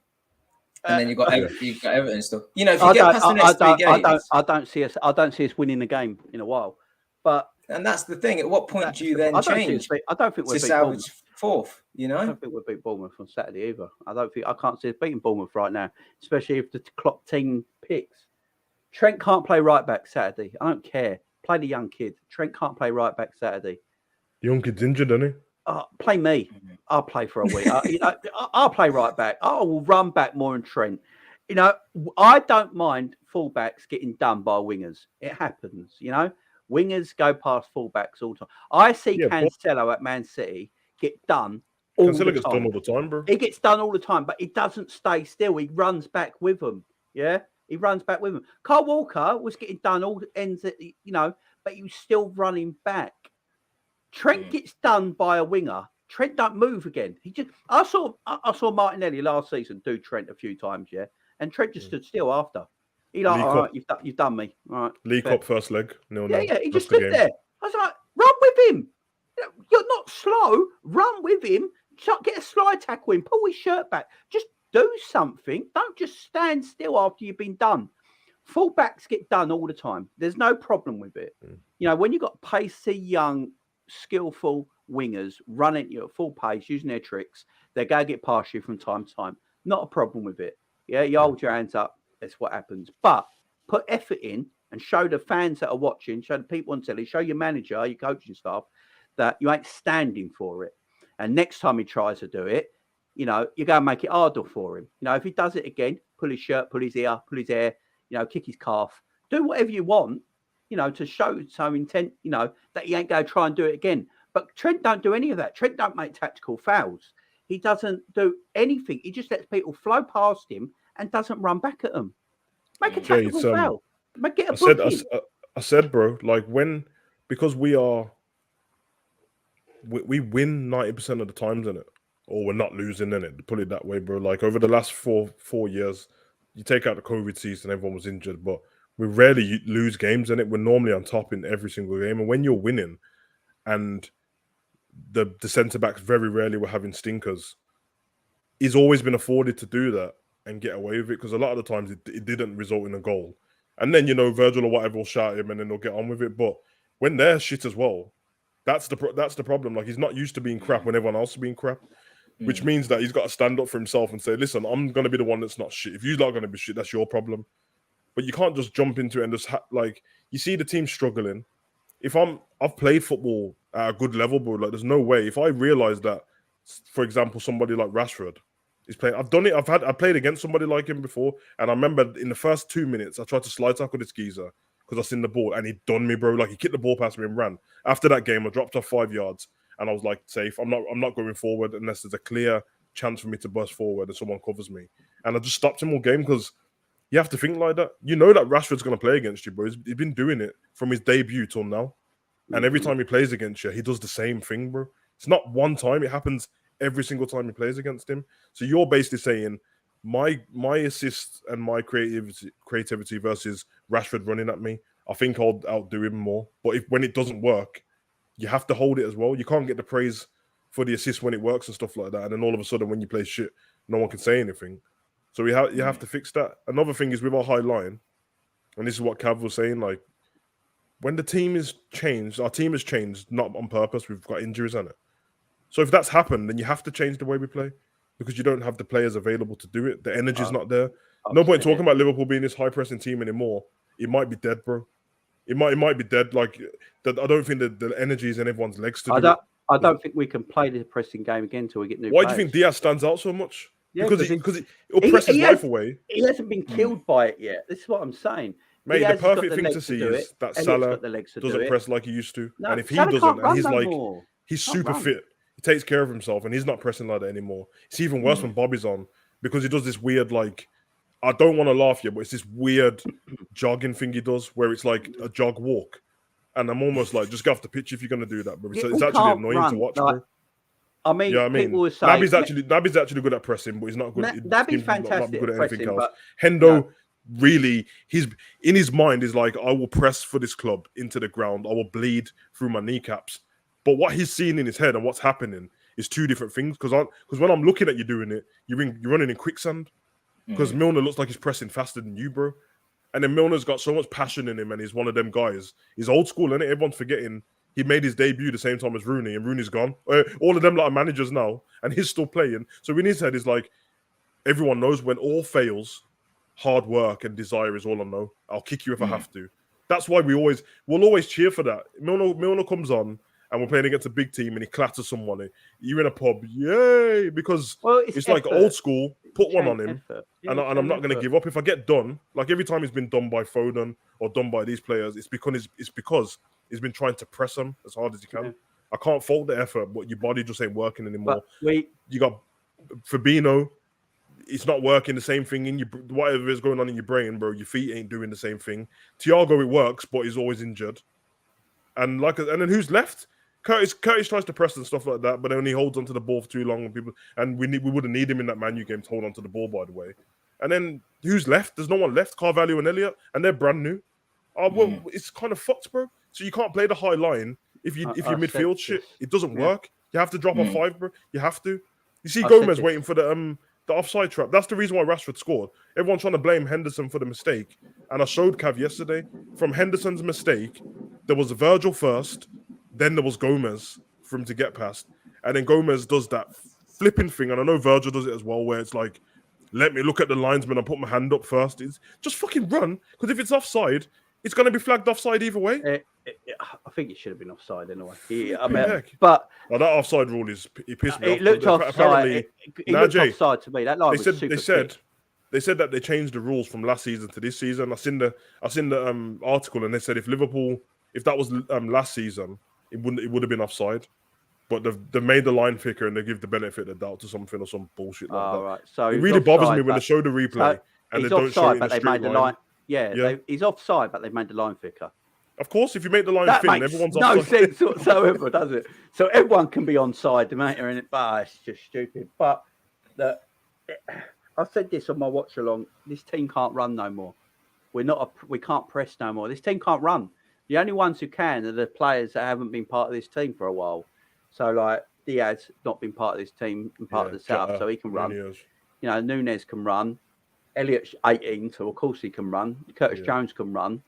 You know, everyone else Jota can press his ass off. Jota can keep pressing. But everyone else's legs have gone. Mo's legs are gone. You know, in a sense that he can't press. Mo saves his time. If you watch Mo play now, Mo does what Messi does. Messi walks around the pitch a lot, don't he? I didn't know anyone else noticed that, but Messi just walks around, you know. Messi just walks around on the pitch. But as soon as Messi's got the ball, he's gone 100 miles an hour. Yeah. Right? He did even in the last few years at Barca, he was doing the same. But that's what Salah does now. It's so true. That's what Salah does now. Salah walks around. But as soon as the ball's come to Salah, that's when he's gone. Because he's saving his legs. He's at an age now. Massive difference, though, is Messi's unpredictable in it. I know what Salah's going to do when he gets to the ball. Salah's a bit more predictable, but he's saving his legs. He doesn't want to press, and rightly so. This is why I keep saying we either need to change the formation or we need to change the way we play tactically. And I said it a while ago now, we should go 3 at the back. It will help Trent out massively because that third centre-back on Trent's side will cover a lot of the space Trent's not in. Chelsea do it all the time. Chelsea always look better. I think against Spurs, they looked tremendous when they went 3 at the back and put Reece James had the ability to go further forward, not worried so much about his defensive duties. Yeah, Reece James like a right winger now. And that's why he scored. That's why he scored the goals. He was allowed to be in that position. Trent is not a defender. He's never been a defender. We played him in that position. He broke through the team in that position. And because of his ability on the ball, why would you move him? But Klopp was always like, I know he's going to be a problem defensively. He's never going to be that defender because it's just not him in his nature. You can see that. Defender, if you're a natural defender, you don't stop. You run back into offensive positions. Trent has no thought of process in his brain.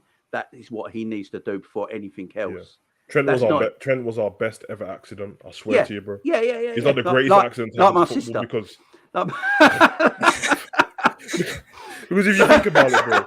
If you think of how Thingy still plays to this day, we played against him the other day, Klein, and he was great.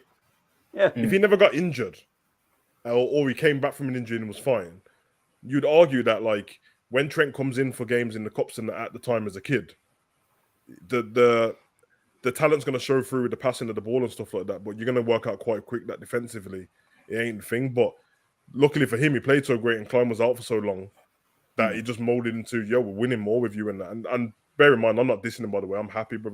He's done great stuff for us, bro. Yeah. You know what I mean?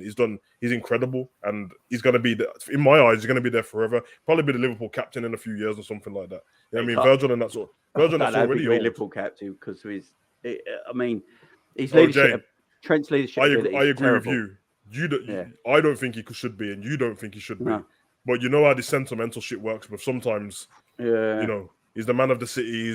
He'll take it on his back and all this business. Yeah, you know what I mean? Makes sense. It makes sense like that. But Ramsey being fit though, when he's fit, it might help Trent a bit more, bro. It'll help him realize that, like, we'll drop you, bro. Well, here's what Bournemouth's going to do Saturday. Bournemouth are going to play a low block. They're going to let Liverpool come onto them. They already know it's at Anfield, so Liverpool are going to come onto them anyway. So what they're going to do, they're going to sit nice and tight. Scott Barker will get them nice and tight. Remember, it's easier to defend than it is to score, right? It's easier to play defensive football than it is playing attacking football. People don't agree with me by now. I've said that, by the way, but I think it's true. I can be a manager and set up a team super defensively to keep teams out. But to set up a team to play attacking football is the hardest thing to do, in my opinion. Because scoring goals is the hardest thing to do in football. Sitting 5 people in front of a goal and telling them not to move is a lot easier than scoring goals at the other end. Scott Parker's gathered them super tight. They know Liverpool got wide players that they don't, but we don't play a wide game. We play everything through the middle. So he's going to sit them all through the middle. He's going to have a bank of 5, a bank of 3 in front, and a bank of 2 in front of that. And what they're going to do, they're going to play, soak it all up, continuously soak it. And then they're going to make sure they counter-attack with long balls in behind Trent and try and get a goal going through. It's what's going. I know it's going to happen now, and it's not even Saturday 3 p.m. yet. But that is the game plan from Bournemouth. It's the game plan for Newcastle the following week. It's the game plan. So Liverpool have to change it up to put people off their game plan. Because Scott Parker is already training for this. I guarantee every. The best thing is like Bournemouth is the only. It's not a comfortable thing, man. But their team is not that fast in it. But if Tavernier plays down that side, I know it's not the same one. It's the brother of the one from Rangers, and he's rapid still. But mate, Kiefer, what's his name? Kiefer something. He'll probably playing Trent side. Won't he? Kiefer Moore. Nah, he's one of them big. He's gonna try and drop behind the centre backs. If Gomez is playing, that's who he's targeting. I promise, bro. He won't. We need to change it up. We need to change our sit. And this now goes to Klopp.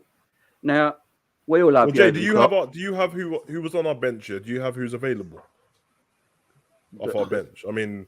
It's probably pointless because it's the same people that played against Man United. I think they're the only available players at the moment. I'm trying to think who was left on the bench when after them players come on. I know Basitic was on the bench. Youth players. That was it. That's all we got. That's all we got at the moment. That means we're playing the same team. It's playing the same team, but Carvalho needs to play instead of Bobby. I do not want to see Bobby play. Carvalho needs to play. He's been our best attacking player. Yeah, attitude needs to be different. Intensity. There is no Our number 2, Pep Lijnders, brings out a book called Intensity, and this season we don't have any. It's so you couldn't make it up if you tried. You know what I mean? Funny thing is when you get to like part of the book, that intensity he's talking about was based on last season, bro. Which clearly it was. We've got so many games, but now this season, if he brought out his book now, like in this minute, it'll be intensity over. Yeah, over. The sequel. We got to change the sequel. We got to change it up, though. We got to change it up. Because Scott Parker is training Bournemouth right now to be like to Anfield. Million. The boys are going to have all the ball. We're going to defend really well, pack it in, 5 at the back, 4 in front, and then maybe a 1 and a 1. And when we counter, we go counter quick. We go counter fast because Trent can't defend. We're going to play in behind Trent. Virgil's having problems. Gomez is terrible. And we're just going to go like that. We're going to go like that. That is how they're training. So we got to switch it up and go when it's game day and they start the game and Scott Parker sees the team and the formation we've changed to. He'll be like, right, this is different. I've been training for this. Go 3 at the back. I've been saying it for time. Well, Scott we can't now, Parker's obviously, because we ain't got the players. But when the players are fit, we have got to go 3 at the back. We've got to go for. I mean, play Phillips now. Play Phillips, Gomez, and Virgil at a back 3. Play Trent at right wing back. Robbo holds bench, by the way. Tsimikas play left wing back. Play a pivot of a 2 of Henderson and Fabinho, and play Carvalho. Play Carvalho in the hole as the number 10, and then play Salah through the middle, and then Diaz on the left, and then Elliott on the right hand side.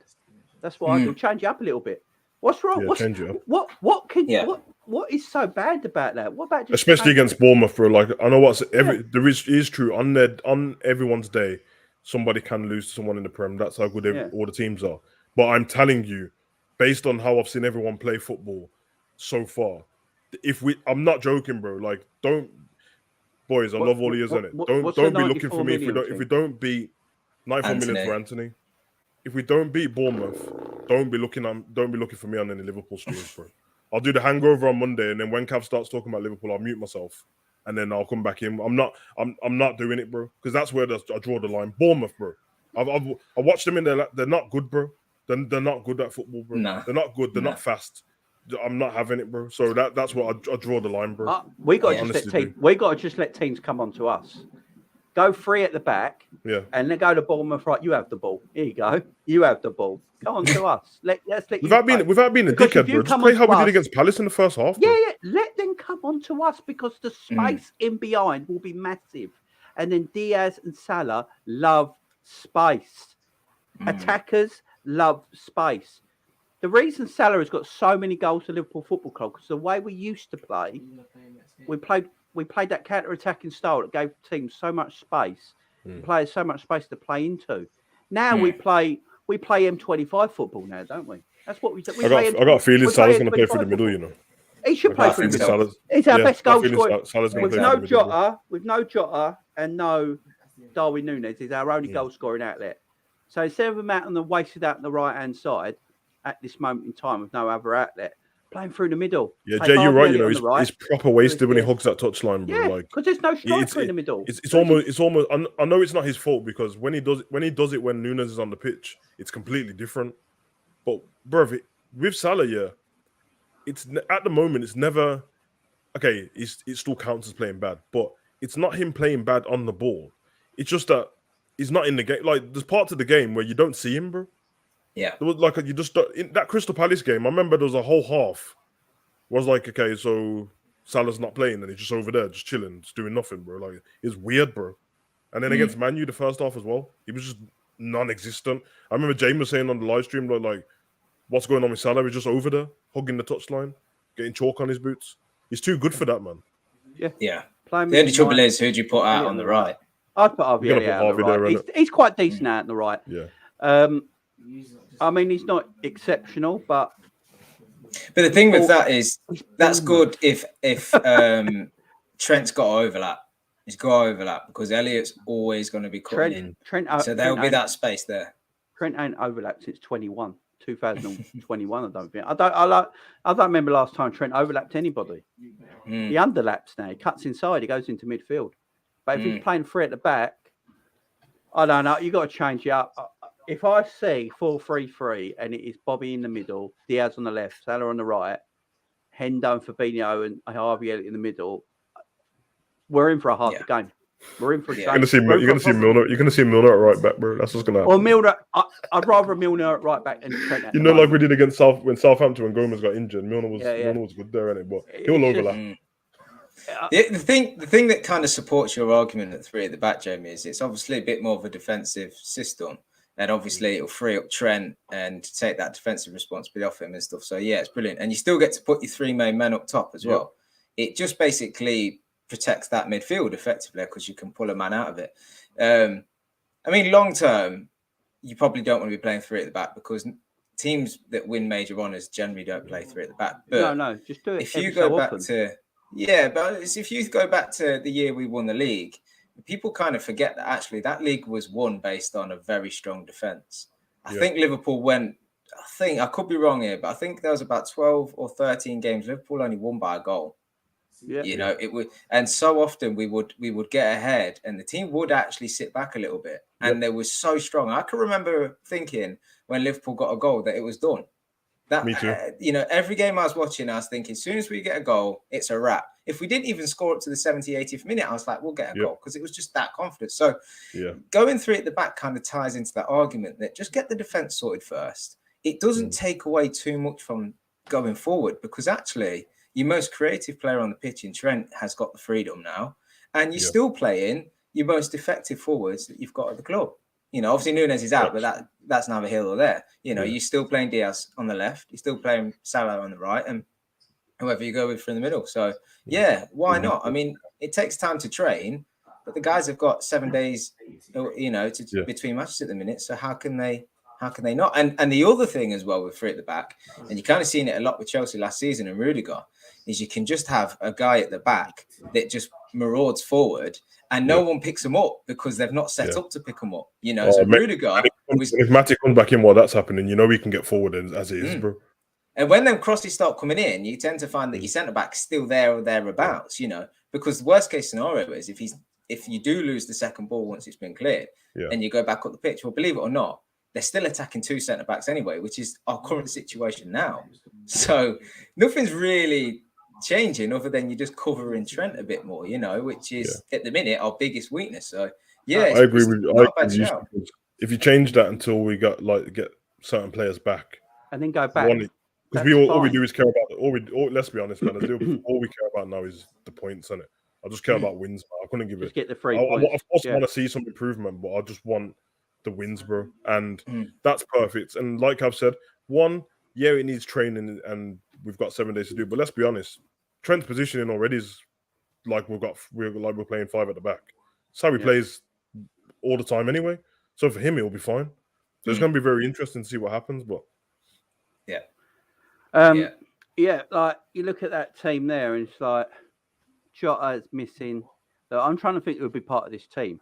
So either Matip and Konate would be in the squad, wouldn't they? Thiago would be in the squad. Curtis Jones would be in the squad. Darwin Núñez and Jota. They're missing badly. So why we not got them at this moment in time? There is nothing wrong with just going free at the back. I mean, Klopp. This is part of Klopp's stubbornness, I suppose, that a lot of people are talking about right now. He may be too stubborn for his own good. Even go 4-4-2, just old school 4-4-2. Change it up a little bit. You know, go Bobby up front with Salah as a 2. Diaz on left-hand side of midfield 2. Fabinho Henderson is your midfield 2. And Harvey Elliott is your right-hand side midfielder. You know, just change things up a little bit. You know, just put the opposition off. Because at this moment in time, as I said, Scott Parker is looking at it and training in a particular way. 5 at the back, 4 in front, and a 1 and a 1, and playing counter-attacking football when Liverpool don't score their obvious goal and get annoyed by it. Okay, as well. He knows what you're saying about training for us, bro.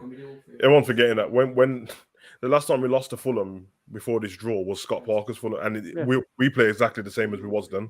So for him, it's just like, he knows. In fact, when they got that win was when we had all them injuries. Yeah, so for him, it's like change it up. Change it up. Same thing, you know. Just last time it was Mitchell, Nat Phillips. This time will be Kiefer Moore. Put Nat Phillips in, Virgil in, Gomez as your 3. Robbo, I'd rest Robbo. The man, his legs are shot, but part of the reason he's the one man out of everybody that I give a bly for, to be honest, because with like him having to represent Scotland and stuff, he's had to play so many games. He needs a rest. Yeah. But Klopp, for some reason, I don't think he trusts Tsimikas still, and I don't get why. Because there was a time when Tsimikas was on a bit of form and he played like 3 or 4 games in a row, didn't he? And he was looking really good. Literally, Robbo came back from injury and played the following week, and he never saw Tsimikas again. When we previewed the Fulham game, I asked you guys the question: would you play Robbo or Tsimikas? I'd play Tsimikas, but if I pick a team, I'm going what Klopp's going to pick, and Robbo just needs a rest. There's nothing wrong with going to Robbo. Look, you're shattered. Go on holiday for a couple of weeks. Go away for a couple of weeks. I'm going to play Tsimikas now. I'm going to play Tsimikas for a couple of weeks. Go and chill out. Relax. Go away with the wife and kids. Just chill out for a bit. Don't think about anything. When you come back, your place is back. But in the meantime, I'm going to give Tsimikas a go because he's raring to go. And Robbo's legs are gone. You've got to do it now before Champions League. And it's not like he's a shit left back. You know, it's not like we're looking at Tsimikas and they're levels apart. They're quite even in what they do. So just bring on the guy whose legs are not gone yet. That's what we got to do. Play the people that are legs have not gone yet. Tsimikas has not been running to the ground. Play Tsimikas. Yeah. You know, Virgil, fuck me, what are we doing with Virgil van Dijk? What has happened to Virgil van Dijk? That's a weird one, His defending for that goal was disgusting. And there's no getting away from it. I'm not going to defend him yet, but I will say this on it. Clearly, he's been off it this season so far. Yeah, it's only this season. I think when you watch some of the stuff back, people are going over the top a lot more, and it's because everyone has such a high standard for him already, in it.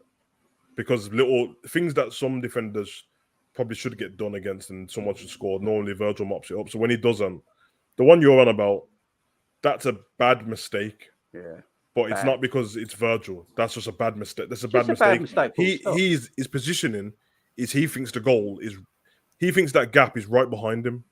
And that's why when you see Milner screaming at him, obviously I can't lip read. He's asking to get like that. He's asking. You can kind of make out that Milner's like, yo, I got spun and I'm on the ground and I can see the gap here, and you're making yourself smaller by putting your arms behind your back and standing in one position. Oh, he told Sancho where to put it.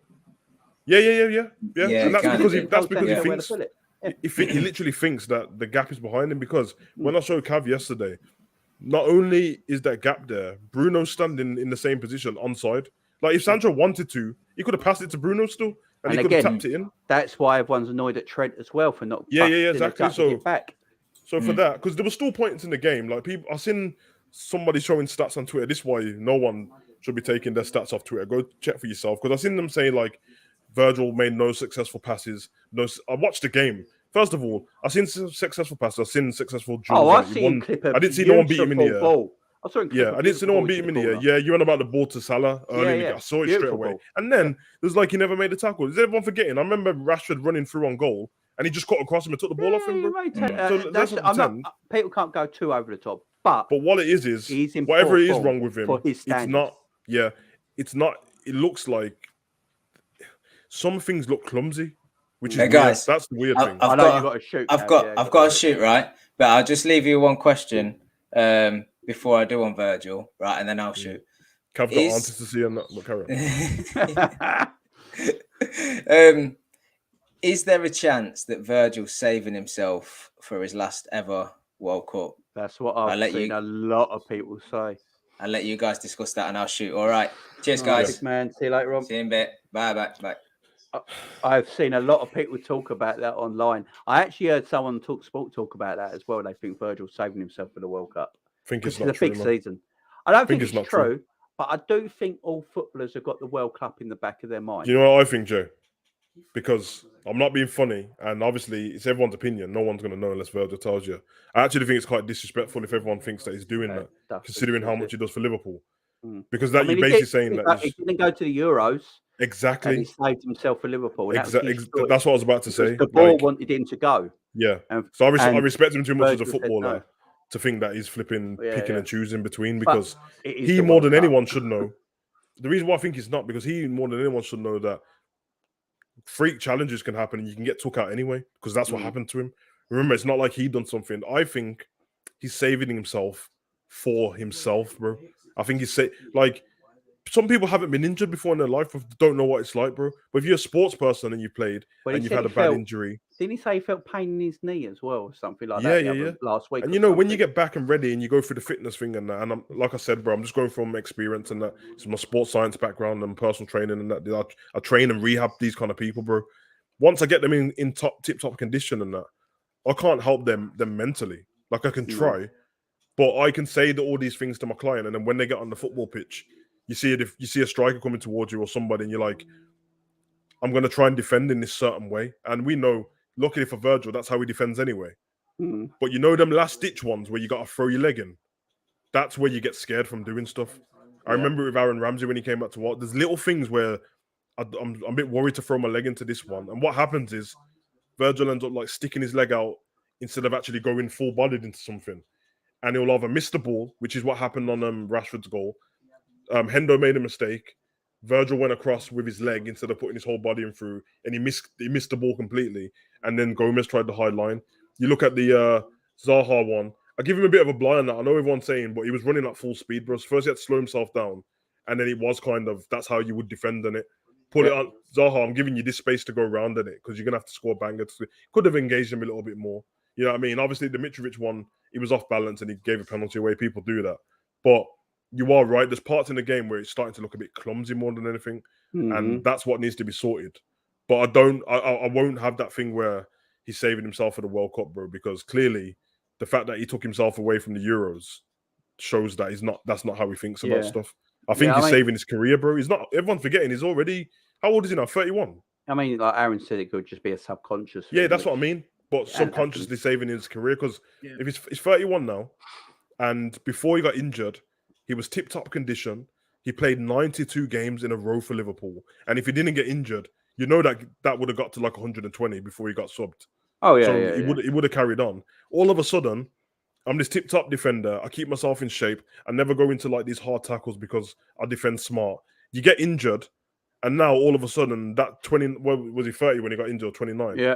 All of a sudden, that 30-year-old injury, what I've got now all of a sudden my career sped up. So now I'm going to start playing 2 years in advance. So now he's playing like Virgil would be at 33 or 34. He's playing like it now because, you know what I mean? So I think when Matip's with him, it's completely different though. And that's what I said to everyone before. When Matip played with, do you remember there's a game when Matip played with Gomez? I don't know if it was Wolves or Southampton or someone like that. And people tried to come for Matip and say, like, you can't play without Virgil. Mate, That's not the truth, bro. Virgil needs Matip as well, bro, and it's not a diss. That's how partnerships work, bro. I seen Rio play without Vidic, and he wasn't as good. I seen when Terry played without Carvalho at the back, he wasn't as good. He was still good. He was still top defenders. These are still world-class defenders, but you play a little bit different when you got a different centre back next to you, bro. Yeah, I think with Virgil, yes, he's been poor this season, but we put him on such a pedestal, a high pedestal that. You know, his poor performances are going to look a bit more noticeable with the pedestal. Way more. He's put himself on. Let's face it. Way more. Virgil has been an amazing world-class centre-back for Liverpool Football Club. And look, he got runner-up in the Ballon d'Or. Should have won it. Let's face it. He was the best player in the world in that 12 months. Should have won it because he's a centre-back. It's not as sexy. But he got runner-up. He's a tremendous footballer. He's not even just a tremendous defender. He's a tremendous full-stop footballer. He's a great footballer. He put himself on such a high pedestal that when these mistakes happen, it's so magnified because of who he is. You know, it is that. But he's in a bit of poor form at the moment. But I'd say he's not the only one. The whole team. The only one, do you know who I feel sorry for? Alisson. Yeah. He ain't done a thing wrong. He ain't done a thing wrong. Alisson is the one I feel sorry for more than anybody in this team. Even Alisson's like distribution and that's been on point, and he's just been getting. I feel so bad every time a game finishes and that. Like, there's only one time so far this season where I kind of thought maybe he could have done better, but to be fair, the mistake had already happened from Trent, which was the Mitrovic header. When you watch it back, it was so fast. But apart from that, I'm like. For a clean sheet to a goalkeeper is like scoring a goal, and you man just keep letting these geezers score against him. Yeah, I mean, you're asking him to do the impossible sometimes. He's literally a one player in this team that can keep his head held up at the moment, in my opinion. Yeah, everyone else, I'm looking at Diaz as well.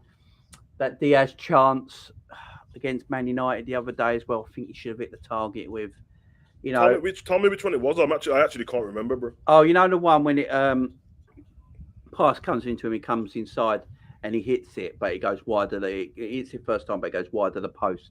Oh, it was kind of similar to the goal he scored. That one. Yeah. He should have been hitting the target for a man of his quality because I'm putting it up there because of his ability. He should be hitting the target. You know what it is? Once with Diaz, he runs too much. It's a South American thing, innit? When they've had enough, they put their head down and just start running past man, and they don't look up until the shot's already been taken.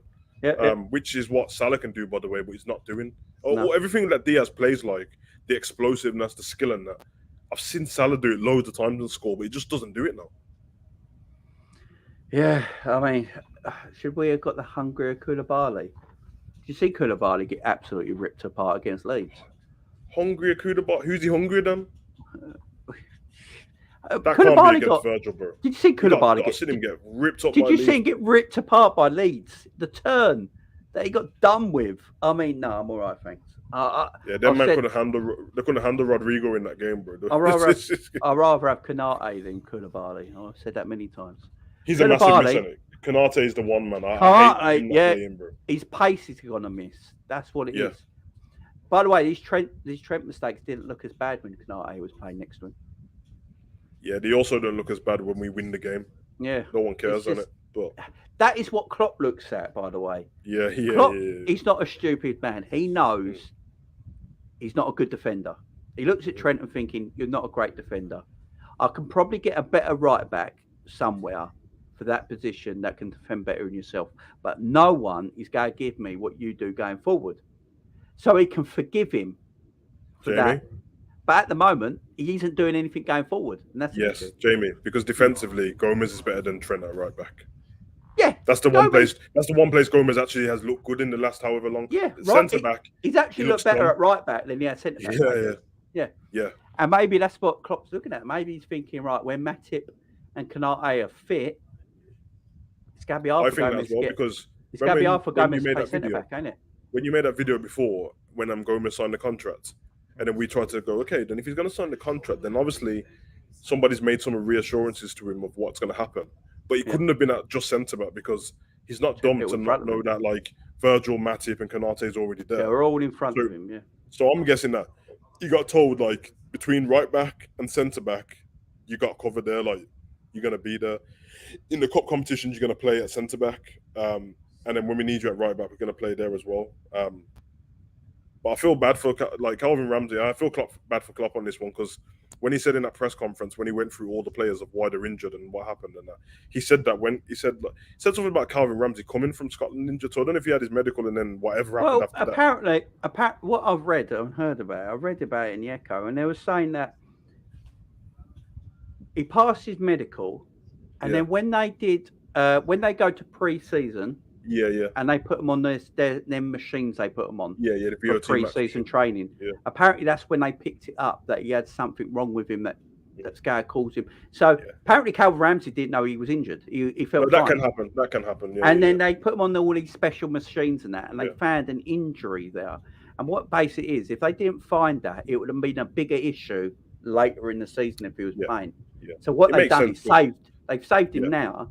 So when he comes back, he should be absolutely fine. It's like because every injury is not like pain and limping and stuff. Sometimes people pick up like Matip's one. Klopp said that Matip was in training fine, went home, and when he came back in the next day, he said, "Yo, boss, there is something," but he was fine. He felt fine. We need Curtis back, bro. I'm not joking, and everyone come for me. And if he comes back and plays shit safe, I'll take it. But for me, I know everyone's saying all the different things, but there's some games what I just made Curtis is meant to be back. Them fast-paced games.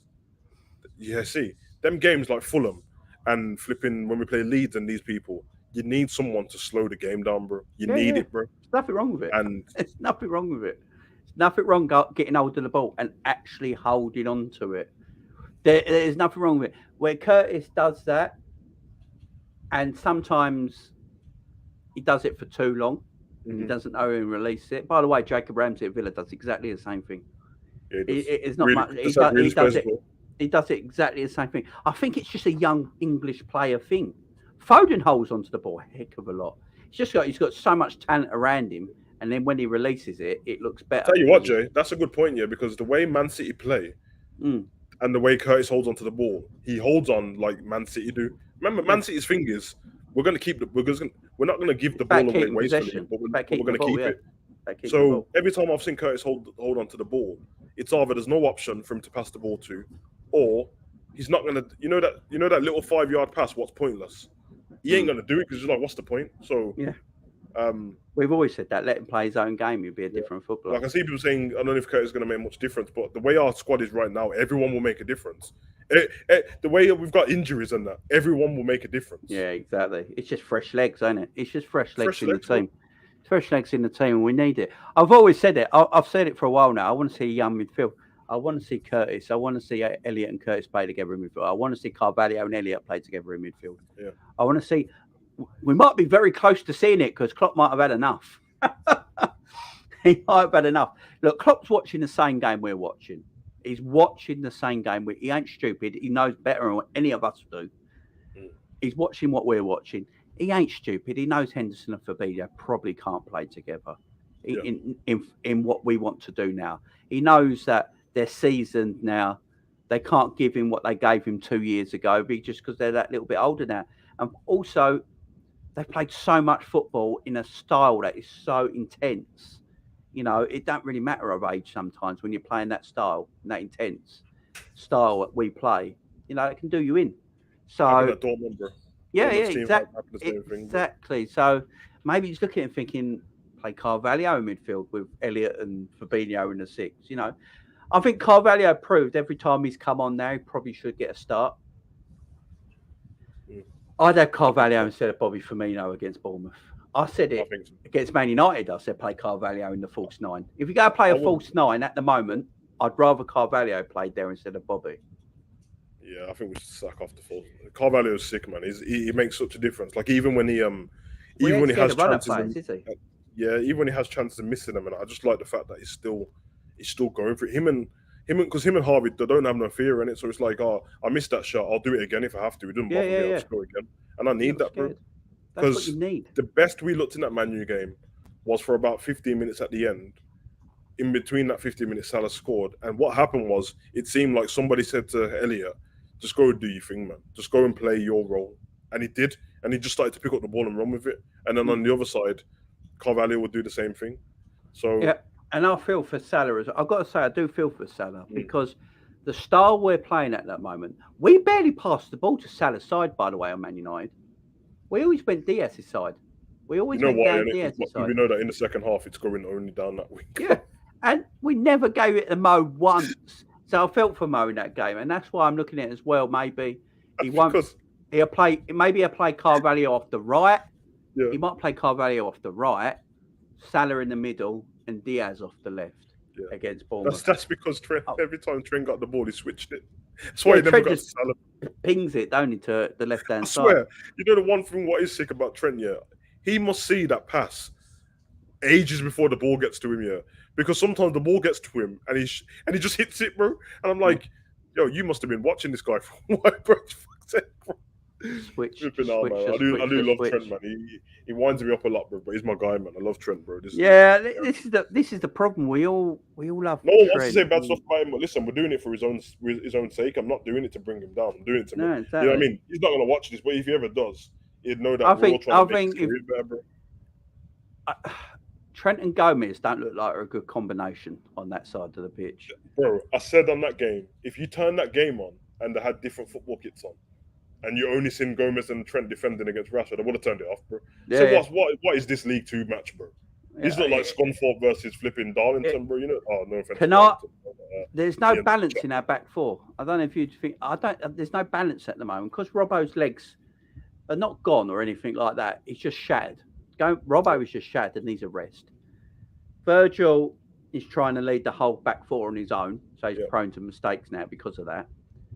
He's not quite trusting Gomez the way he used to. Gomez and Trent don't look like they can work together. For me, at the moment, if everyone was fit and available, I would probably go Tsimikas, Virgil, Matip, and Trent as our back four, because I think Matip or Konate work better with Trent on that side, and Tsimikas at this moment is fresher than Robbo, and plus the ability doesn't, it doesn't drop massively, does it? How old is Robbo, Jed? I think he's like 27, ain't he? Yeah, bro. This geezer's. I'm not trying to wish it on him or anything like that, but trust me, by the time he's 30, bro, them legs ain't working anymore because he puts so much into everything, bro. You know what it is? Sometimes, he's 20. He was born in 94. Oh, for flip's sake! So he's 28. Yeah, he's 28 years old. Mate, listen. I'm saying it. Sometimes you have to pick and choose when you go forward in it. But Robbo in his head, he will go forward at every chance and he will always run back in it. But you do that all game, bro. Every game. Flipping heck, bro. That's a lot of running, bro. That's it. Yeah, Robbo has literally not stopped running since Jurgen Klopp joined Liverpool. And plus he's done the same for Scotland.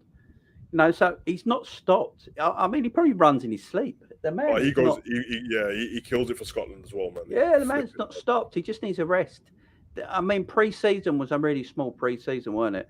And, it's just, as I keep saying, put Tsimikas in for the next few games. Put Tsimikas in for Bournemouth and Newcastle.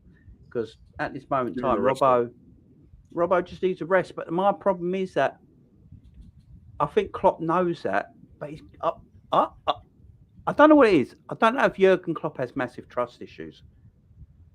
Never really trusted Shaqiri. Never really trusted Origi. Never really trusted Minamino.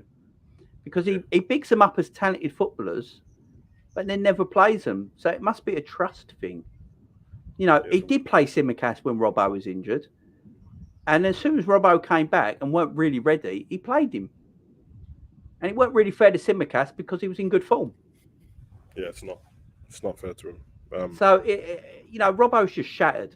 Robbo needs to have just a step out.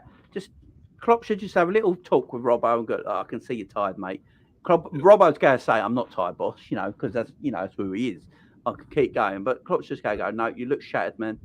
You can't give me that energy. You can't give me that energy that I need at the moment in my back line. I'm going to give you a little rest. Go play Simi there for a couple of games. When you're back, come back. And we'll have another discussion. But at this moment in time, I'm just going to leave you out for a couple of games, I think even more than the fact of even just physically, because he still gets up and down, but mentally something that as a manager you can't really judge unless the geezer's telling you something. You can't judge that. No. You know what I mean? And Robin loves football, so he's not going to say to Klopp, I'm not feeling up to it, I can't play. But you can kind of see, man, that there's no when Robbo reaches the top of the field, the composure's gone. That's a mental thing, composure. You have to compose yourself before you cross the ball and think quickly and stuff like that. But it's like there's too much stuff going on at one time. Because even like, I don't know what happened to his fingers, and I lucky he broke his fingers because all of a sudden I seen him wrapped up in the game before, and now they're wrapped He's up always again. got tape on his yeah. fingers. I don't know if that's just a Ric Flair thing or he just. No, it's not now because you know Did he break his finger? No, it happened in the Fulham game, I think. Halfway through the game, his you could see him putting it back, couldn't you? Yeah, it was bleeding as well, and then he wrapped it up with the white bandage, and then when we played against Man U, we had the flipping he had the Randy Orton tape. Yeah, but Ramsey, bro, watch your mouth, bro, about talking shit. You know what I'm saying? But, just because you said Robbo's shattered, they ain't got nothing to do with Klopp. We're talking about Robbo. We're going to bring Klopp up. Joking. Ink, what are we joking about, my man? We're just having a conversation here, man. Can I just ask this question, Jay? And it's not to you, it's to these, like, it's the people who are talking rubbish. How come, if we're talking about a specific person, why would you bring up somebody else to me? I'm talking about Robbo, bro. Yeah. So you telling me that you're talking shit, Klopp's the one who's shattered. Well, when we get around to talking to Klopp, I'll say that he's shattered. What is all these comments that are coming in? It's so weird. It's like me and you were just talking about flipping Curtis Jones, and then man's going to tell me all these players that are better than him in a different team. I don't care, bro. I don't care because one, FSG ain't going to buy anyone, and two, I'm talking about Curtis. Why man telling me about flipping Chelsea players and all this that are starting for Chelsea, by the way? You telling me Gallagher's better than Curtis Jones, yeah, is pointless, bro. You know that? This is pointless, bro. It's absolutely like it's like you telling me that Bill Gates is richer than me. No shit, Sherlock, but I'm not talking about him. Yeah. Flipping hell, bro. And everyone just throws it. Mate, Jay, I'm gonna snap, bro. People just throw comments all the time for no damn reason. And then there's no nothing to it apart from swear words, bro. I'm definitely not the guy that you would swear to my face. I know that already. Like none of you would say it to my face, bro. Because I'll suplex every single one of you. So anyone who's talking that, stop talking rubbish, bro. Make your statements, make your comments, and that everyone's got opinions. But when you're just swearing and saying nothing to go with it, then it's just pointless, bro. I'm not talking about Klopp. I was talking about Andy Robertson. What do you want me to do, bro? What do you want me to do? Don't worry about it. Don't worry. I mean, Romel came in. I can't read that out, Romel, because I can't read that out. But it don't make sense, my friend. It don't make sense. I don't understand what you're trying to say. Robbo is still being in a relationship with Diaz. That takes time. Diaz makes different runs to Sadio. That is very true as well. There you go. See how you write a good point down without swearing at me.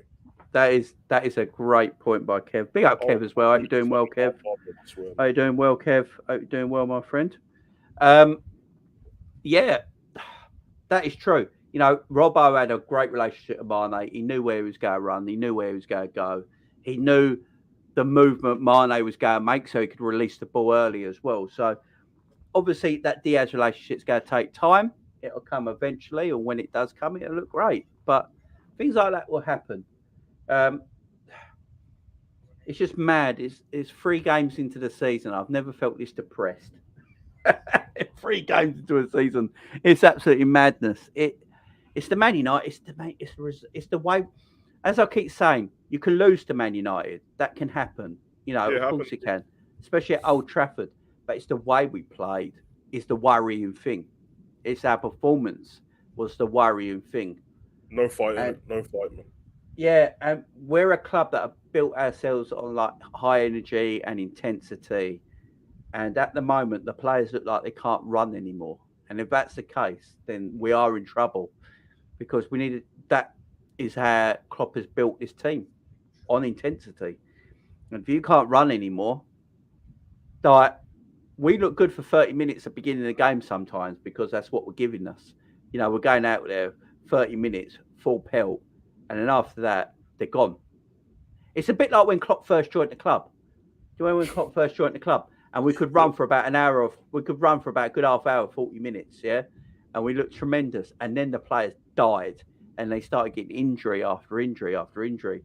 And then what? The year we won the Champions League, the year we won the Premier League, that was probably the 2 fittest seasons we had. Mm-hmm. The players are at their absolute specimen best. You know, Virgil was untouchable. Robbo, Trent, So everyone was at their absolute peak level in conditioning. Their talent was at their best and all that. And unfortunately, that's just come down a little bit. Now, it's come down very slowly, so they still look great and they still compete with City at a level. You know, that's the reason we've been there with City. But it's now coming down a little bit quicker than it used to because, as I keep saying, Father Time doesn't stand still on players' age. And players' age, players get slower. Some people, what we said about Diaz, man, he looks a level above everyone pressing because he's at the look at his age. Look at Jota as well. Jota's like 25. These are all the age that, like, when Klopp came in, all these guys were, like Salah and all that, and they were that age, bro. So for at that point, all the pressing and stuff worked out. It's natural that things work in cycles, isn't it? I think the kindest thing I can say without saying FSG out or Klopp out and that, as much as FSG need Klopp for their system to work, for the way they run the club, they need him for it to work on it. Klopp kind of needs FSG to help a little bit for how his system works, because that high intensity thing will always end sooner than a passing possession team. Like the way Man City's team, remember Man City, they revamped their team when they lost Company and Silva and all that. Aguero went to the end, but theirs lasted longer.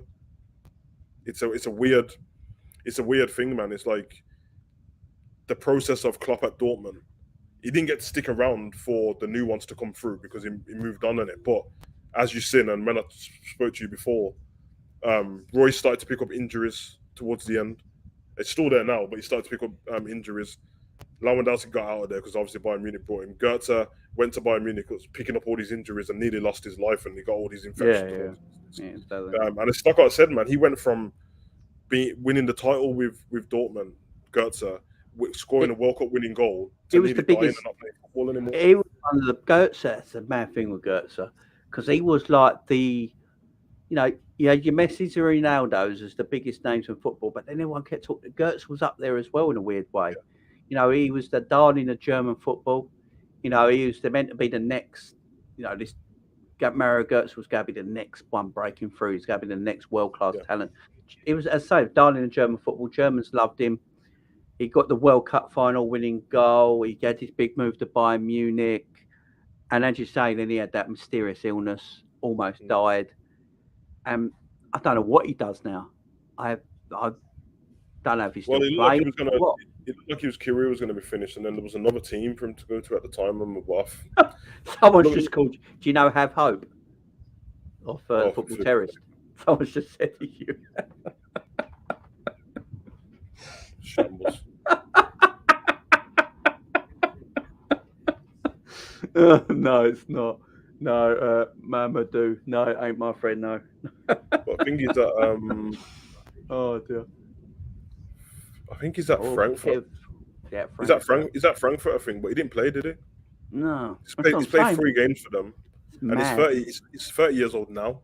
It's mad. You look at some of the big promising footballers around the world, like Oscar, the Brazilian, never really did anything. Just adding off at China now. Yeah, Alexander. Is it Alexander Pato? Do you remember when he was meant to be the next, the big superstar coming out of Brazil, and like his career never really happened, did it? And they all chased the money. That's the problem. They all chased the money and forgot about their careers. It's that thingy, isn't it? Obviously, we like to feel ourselves as football purists and that, so we don't like that. But these men came from such humble beginnings in Brazil that them, once they see all money, I kind of don't even blame them, man. I wouldn't do it, but you know what I mean? I didn't grow up how they grew up. No, exactly. Yeah, like, look, I got Klopp's 11, Lewandowski's still going. He's the one who's made it. But Royce is still playing for Dortmund. Hummel's playing Collar, Pitchcheck, Muller. Like, a lot of them are done, bro.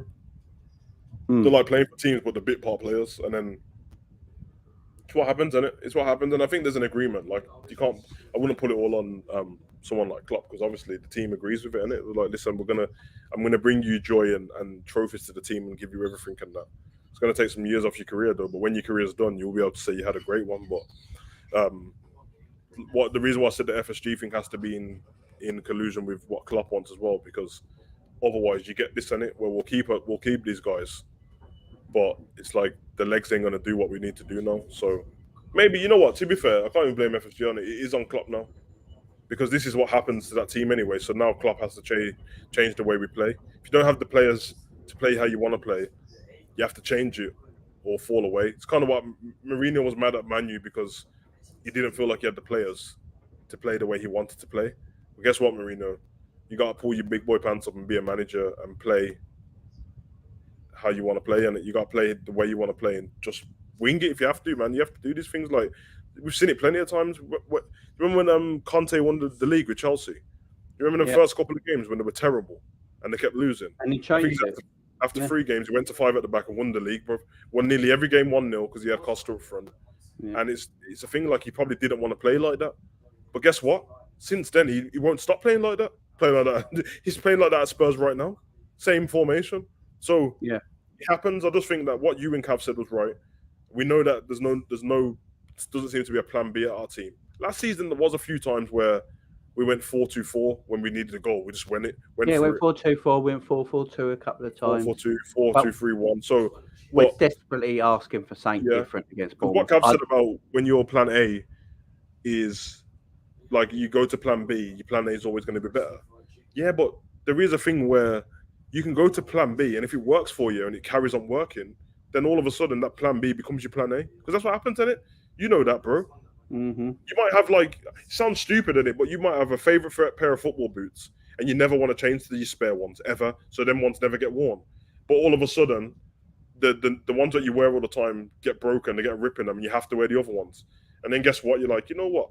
I'm not even going to get them other boots stitched back up, bro, because I'm feeling these ones now. They work perfectly. And then you just carry on going, bro. Football works in cycles, man. I don't think you can stick to one thing, because people will work you out. And they've had 5 years of this system properly, where everyone's had a chance to work it out. And especially the smaller teams, because before you'll always pick up the points off them. But that low block thing, obviously, if you're Burnley and you watch, especially that COVID season, if you're Burnley, they watched Southampton beat us and said, all right, we'll just do what Remember, we lost Southern games 1-0. Apart from the Everton game, every game was 1-0. It was like, okay, Southampton beat us 1-0.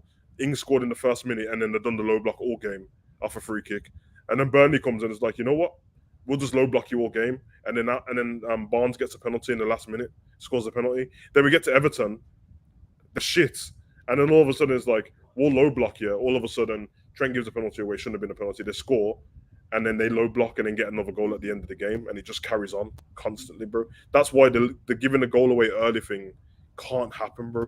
That's the worst thing what can happen when you're going to struggle to score anyway. If we stay 0-0 in games till the second half, I'll be way more happy. You don't want to be 1-0 down though and having to chase, because that means you don't need 1 goal now. You need 2. You need 1 to draw and 2 to win. Whereas if it's 0-0, you get the 1 goal, everyone sits back. We get the 1 goal. Trent, no pushing forward anymore. You know what I mean? No, forget that. Robbo, no pushing forward anymore. Let's retreat. We've got good enough defenders to handle these lot. We've got midfielders who can keep the ball. Then you throw Curtis on the pitch, keep the ball, bro.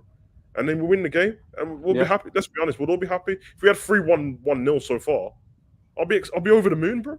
3 clean sheets and just 1-0s, bro. Oh, so, yeah, exactly. I agree. We just got to control games better, as you say.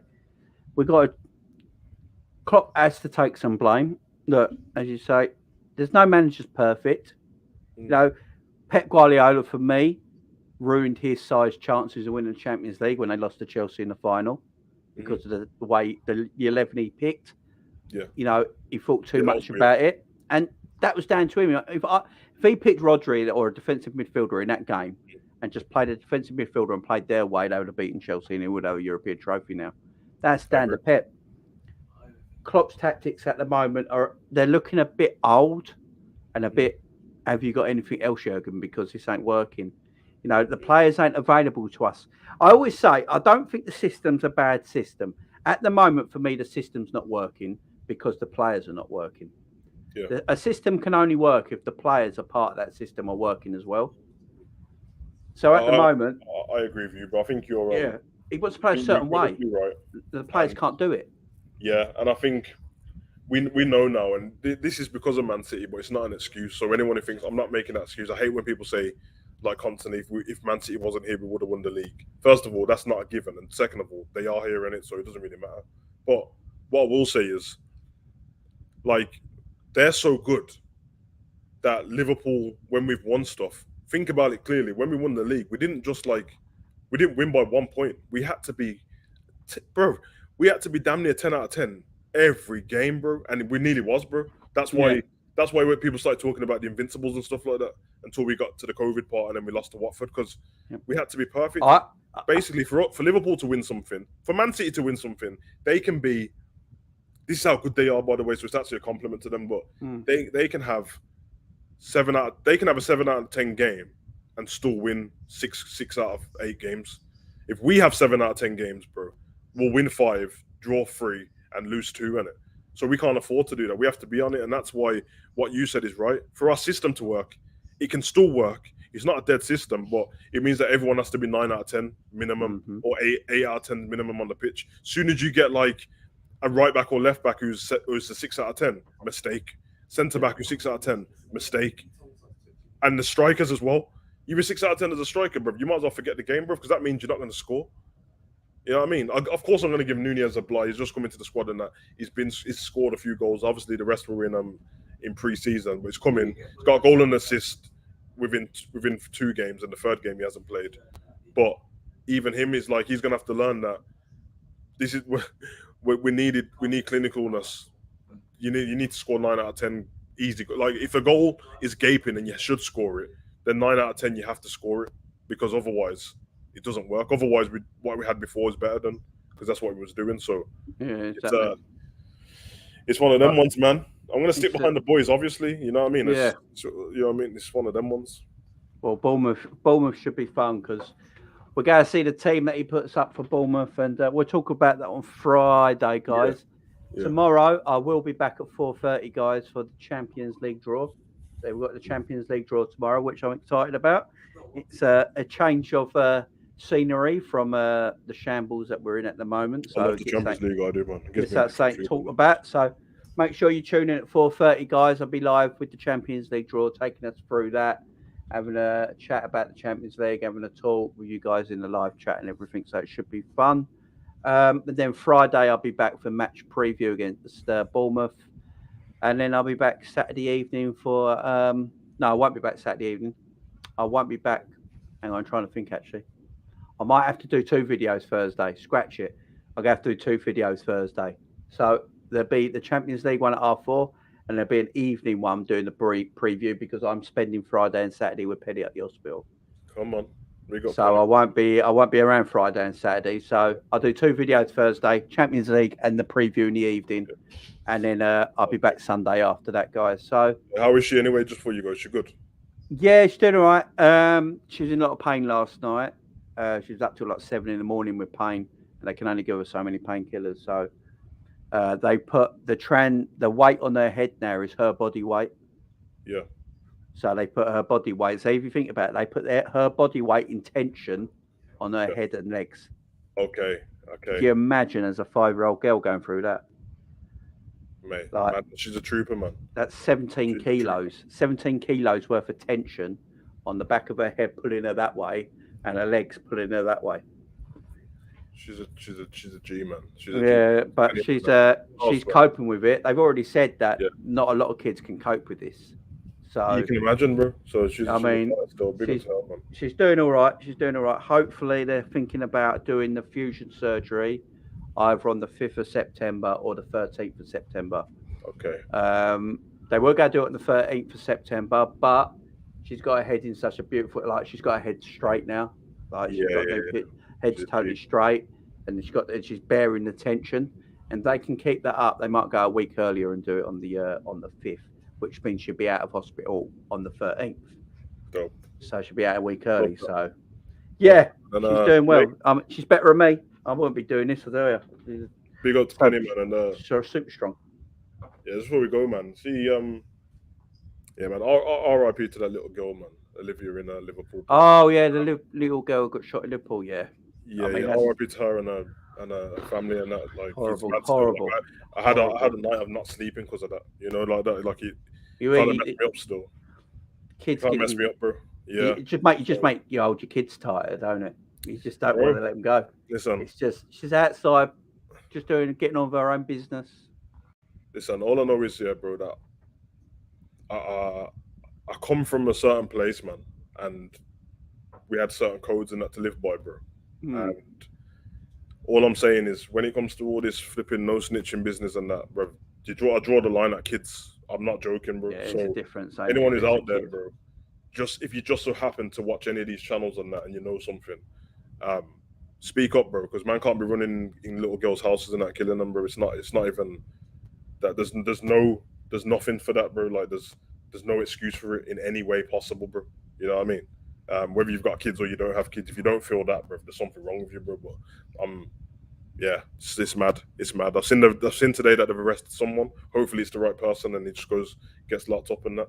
Yeah, I mean, there's plenty more stuff that I would wish would happen to that guy. But they arrested someone. We live in England, and that, so the justice system, do the justice thing, bro. I don't be coming off with no bullshit sentences, bro. Allow man in there forever, bro. That's it. Just bury him under the prison, you know, like that. Let the kids live their life, man, and watch Pokemon and play with Barbies and that, man. It's foolishness, bro. It's foolishness, man. Like, I hate stuff like that, man. It's not right, bro. At all, bro. Sorry to bring you like down. No, I agree. I was gonna say I forgot about it totally, but it's a sad. Yeah, what's happening to our kids out there? Kids are meant to be kids. They're meant to be playing and having fun, not worried about bloody getting shot or stabbed. It's true. It's horrible place to be, but you know, I think they found a man. So if they found the person that's responsible, he gets everything he deserves. Yeah. And rest in peace, that little girl, and to love to her family. So big up, guys. I'll be back tomorrow, 4:30. Having 2 videos from me, so one at 4:30, one later in the evening. So I'll see you guys tomorrow. Don't forget the like button on the way in, way out. Subscribe if you've not. I'll see you tomorrow, 4:30.